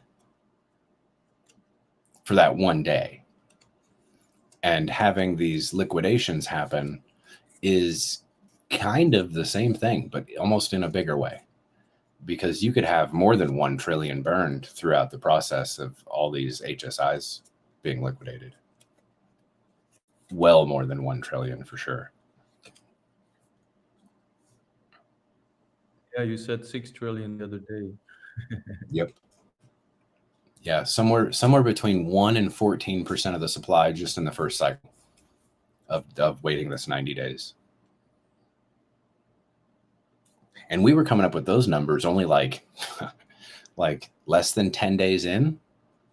So those numbers are now larger now that we're, you know, getting closer and closer. I mean, we're almost 80, 70 some odd days in, and there's been a hell of a lot more HSIs that got put into there. I think there was only maybe like 3,000 some odd when we were talking about 1 to 14% with the amounts that were there. And now we're up to 6,500 or some shit like this. I haven't reloaded the page in a while. So the HSI watch, I don't know if you guys probably do know this or maybe you don't, but you can go to hsiwatch.com. You can copy paste the Icosa contract address into the search bar, and then you'll have to wait probably a good hour, depending on your internet connection, for all of the HSIs to load to be able to give you the information of how many T-shares are actually locked up there. But as it's loading all of them, it tells you how many HSIs that are in there. You just can't get the rest of the information until it's done with like how much hex is actually locked up in there, how many T-shares is there, what the dollar value is, whether they have 10x, 9x, 8x Hedron launch bonuses on them, how much Hedron is actually like locked up into them as well for availability for the mint at that time, like all those types of things. Like if you really wanted to find out the exact dollar value that's currently in all of those HSIs through that hsiwatch.com and waiting like an hour or an hour and a half for them to all appropriate at that time, then you can go scroll to the very bottom. It's got a cool little thing at the top that you can click through it where it tells you hex value, dollar value, and Ethereum value on it, that you can click through those things. And at the very, very bottom of the page, when you scroll all the way through all 6,500 of them at the very bottom, it gives you a calculated total of it. So as you click that button at the top, you can get the dollar value of it. You can see how much Hedron is there, how much hex is there, and the T-shares in the whole entire thing. And you'd be able to actually get down to the dollar, the entirety of all the locked up value that's in there, which it just gets insane. I mean, it is insane. The success rate of that is way more than what was needed to be successful. Way more. It's shocking how successful it was, or is currently. And I don't think people have quite got how serious it is for you to be involved and participating in these staking protocols until all of a sudden when the 13th comes around. And that's not the day that you get yield. That's the day that the first HSIs that were used in the buyback function 90 days previous to that particular day on the 13th, those actually, the default of the 90th day is that day, meaning that you can start the bids for their 24-hour processes. So if it says that it's on the default page, then you can pay the minimum bid, which, like I said, for one T-share, it's 5,555,000 Hedron. So for about a $300 stake, you can spend about $24 of Hedron to initialize the bid. If nobody competes against you, then congratulations, are you one lucky son of a bitch, because you just gained $300 worth of value in that HSI for 20 something dollars. That's a huge, significant win for you. That's like a 15x on the value, right? And then you can go extract that, go put it right back into the buyback and get that 15x in liquidity immediately, if that was the case. Well, I think that we all have the understanding that there's probably going to be some competition that goes on with some of those HSIs, considering that we're teaching more and more people with these things, and they're probably going to go look at that. And yes, Alex is working on the front end to make it work better. Like I said, the success rate of this thing, dude, guys, we broke it. We broke that thing. Like, Alex is really good at what he does, and we broke his shit.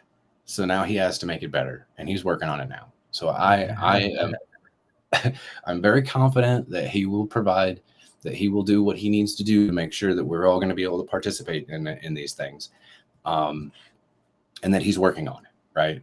I don't see that he's very stressed out about it, because if you guys follow him on Instagram, you would see that he's been taking his four-wheel vehicles out, doing vacations, and like going out in the sandhill dunes and ramping his truck over shit and breaking stuff. And he's been fixing the stuff in his garage. Hey, executioner, when if someone does send an HSI back to the Icosa contract for the second time, is the yield on that split up the same way at the end of that one when it's sold again? Yes. The yield for the Hedron that's borrowed goes directly to the Icosa stakers, not the Hedron stakers, not the Watsapool, but that Hedron goes directly to the Icosa stakers, where they get paid Hedron for it. And yes, it is distributed again, because when it got liquidated, like let's say that it got liquid, the one HSI goes into let's say I turn in an HSI into the buyback function. I get my Icosa. The contract borrows from that HSI all the Hedron that in, and it pays it to the Icosa stakers. Then 90 days later, since I want it back, and there's nobody else that even knows any of these things, I go in there and I bid my 5 million. Let's say it's a 1 T-share thing. I bid my 5,555,000 Hedron, and then I burn that 5,555,000 Hedron. It gets paid to those stakers at that time. Excuse me, it's burned, and then all of the pools get increased Icosa yield for the amount of the Hedron that I burned to buy that again. Now, if I turn it back into the buyback function and give that contract the availability to borrow from again, then it will, because I already paid back the 5,555,000 that it originally borrowed. So I turn it in the first time, net negative. 90 days later, I pay back the minimum of the 5,555,000 that it originally had borrowed and paid out to the stakers, meaning now net neutral again. And then I won that back. Now, I don't have to turn it back into the buyback function, especially if there was competition and I ended up paying a premium on it because I really wanted it because I knew it was mine, right? I may not turn it back into the buyback. I might wait some time for some more value to be in it, or wait for a premium to happen. It all depends on the share rate. If the share rate is going to have a 750 share rate jump the next day, I might turn in previous to that happening, so I don't lose value on the Icosa that I would originally have gotten. Maybe. Or I might just keep it for the next 15 years or 12 years or however many years are left on it at that time. Well, fair enough. Some people understand. I'm sorry.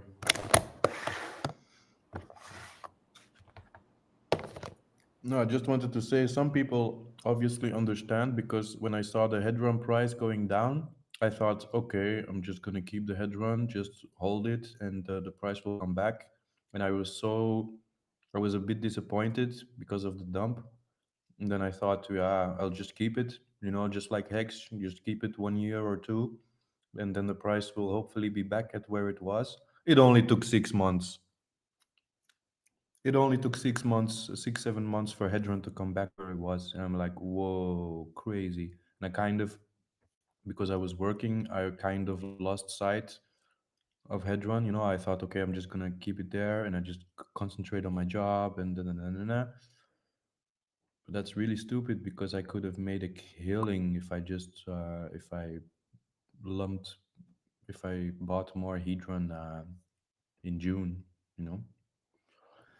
Well, since we have, unfortunately, um, a lot of us are in the United States, and we have to abide by SEC regulations, and Alex follows the law and the rules to the T, and he was not. His intention, knowing that he couldn't say anything anyway, was to use that against everybody, knowing that the Hexicans were going to get the majority of the supply, make it look like it was just some dump shit coin that they can get rid of free liquidity. But yet, what I found odd was that there was a large amount of liquidity allowing them to do that. Like immediately. Usually you need a lot of time for those things to happen. Yeah, Like yeah. That's why I somebody couldn't. knew something, right? Yeah, But without having but without having all the confidence in the world, how the fuck were you supposed to know, right? How was anybody supposed to know that Icosa was going to come along and these things were going to happen? There was no understanding at all. Alex didn't give not a hint, not a clue, not a nothing to anybody. Not even us that were in his mod chat promoting his stuff. He didn't tell us either. I mean, imagine if you bought Hedron in June, the end of June, and you could have held it until the 4th of September, and then you would have a 2,200%. I mean, that's crazy. It's a nice chunk of change, and that's why I thought I couldn't understand, because people were saying, like, by the end of it, like, oh, I saw some comments that people were saying, oh, I'm glad I bought Hedron at the dump, and some people got lucky, I guess, but a lot of yeah, some people knew about it or understood the mechanism or the process, because it went way faster than expected. I think that okay, so Alex came out one time. This is when he would participate more in the chats, and he had made this statement. He kind of did the math ahead of time for the supply dynamics of the supply itself for Hedron, and that if we went to 7 zeros, that you would be able to take less than 10 grand and be able to purchase yourself a whale position of 1% of the whole supply. Yep. And that's what people were waiting on for. People were waiting for that. They're like, shit, I'm going to do that for sure. And then I can speculate forever. Who gives a shit at that point in time, right? If it goes up any at all, it's going to be great for me because I hold on to 1%. It didn't get there. It went to 6 zeros and 2. 6 zeros, yeah. Yeah. I was counting the zeros that you were talking. Yep. And some people took that as a gospel. Like they didn't buy in at all. And they're like, nope, I'm just waiting for 7 zeros. And now those guys today, which are some big Hexicans with a lot of money, are like, I wish I would have. I wish I would have just bought in. Yep. But yeah, you can't know everything in advance. But also, let me check. I think Pulse Doge, PLSD, it's like 300% since June. Let me check. It's also nice,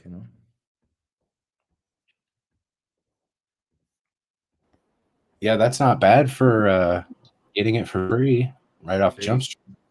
That's not bad at all. No. And I'm not even like a Pulse Doge person, right? Like, here's the deal is I got lucky.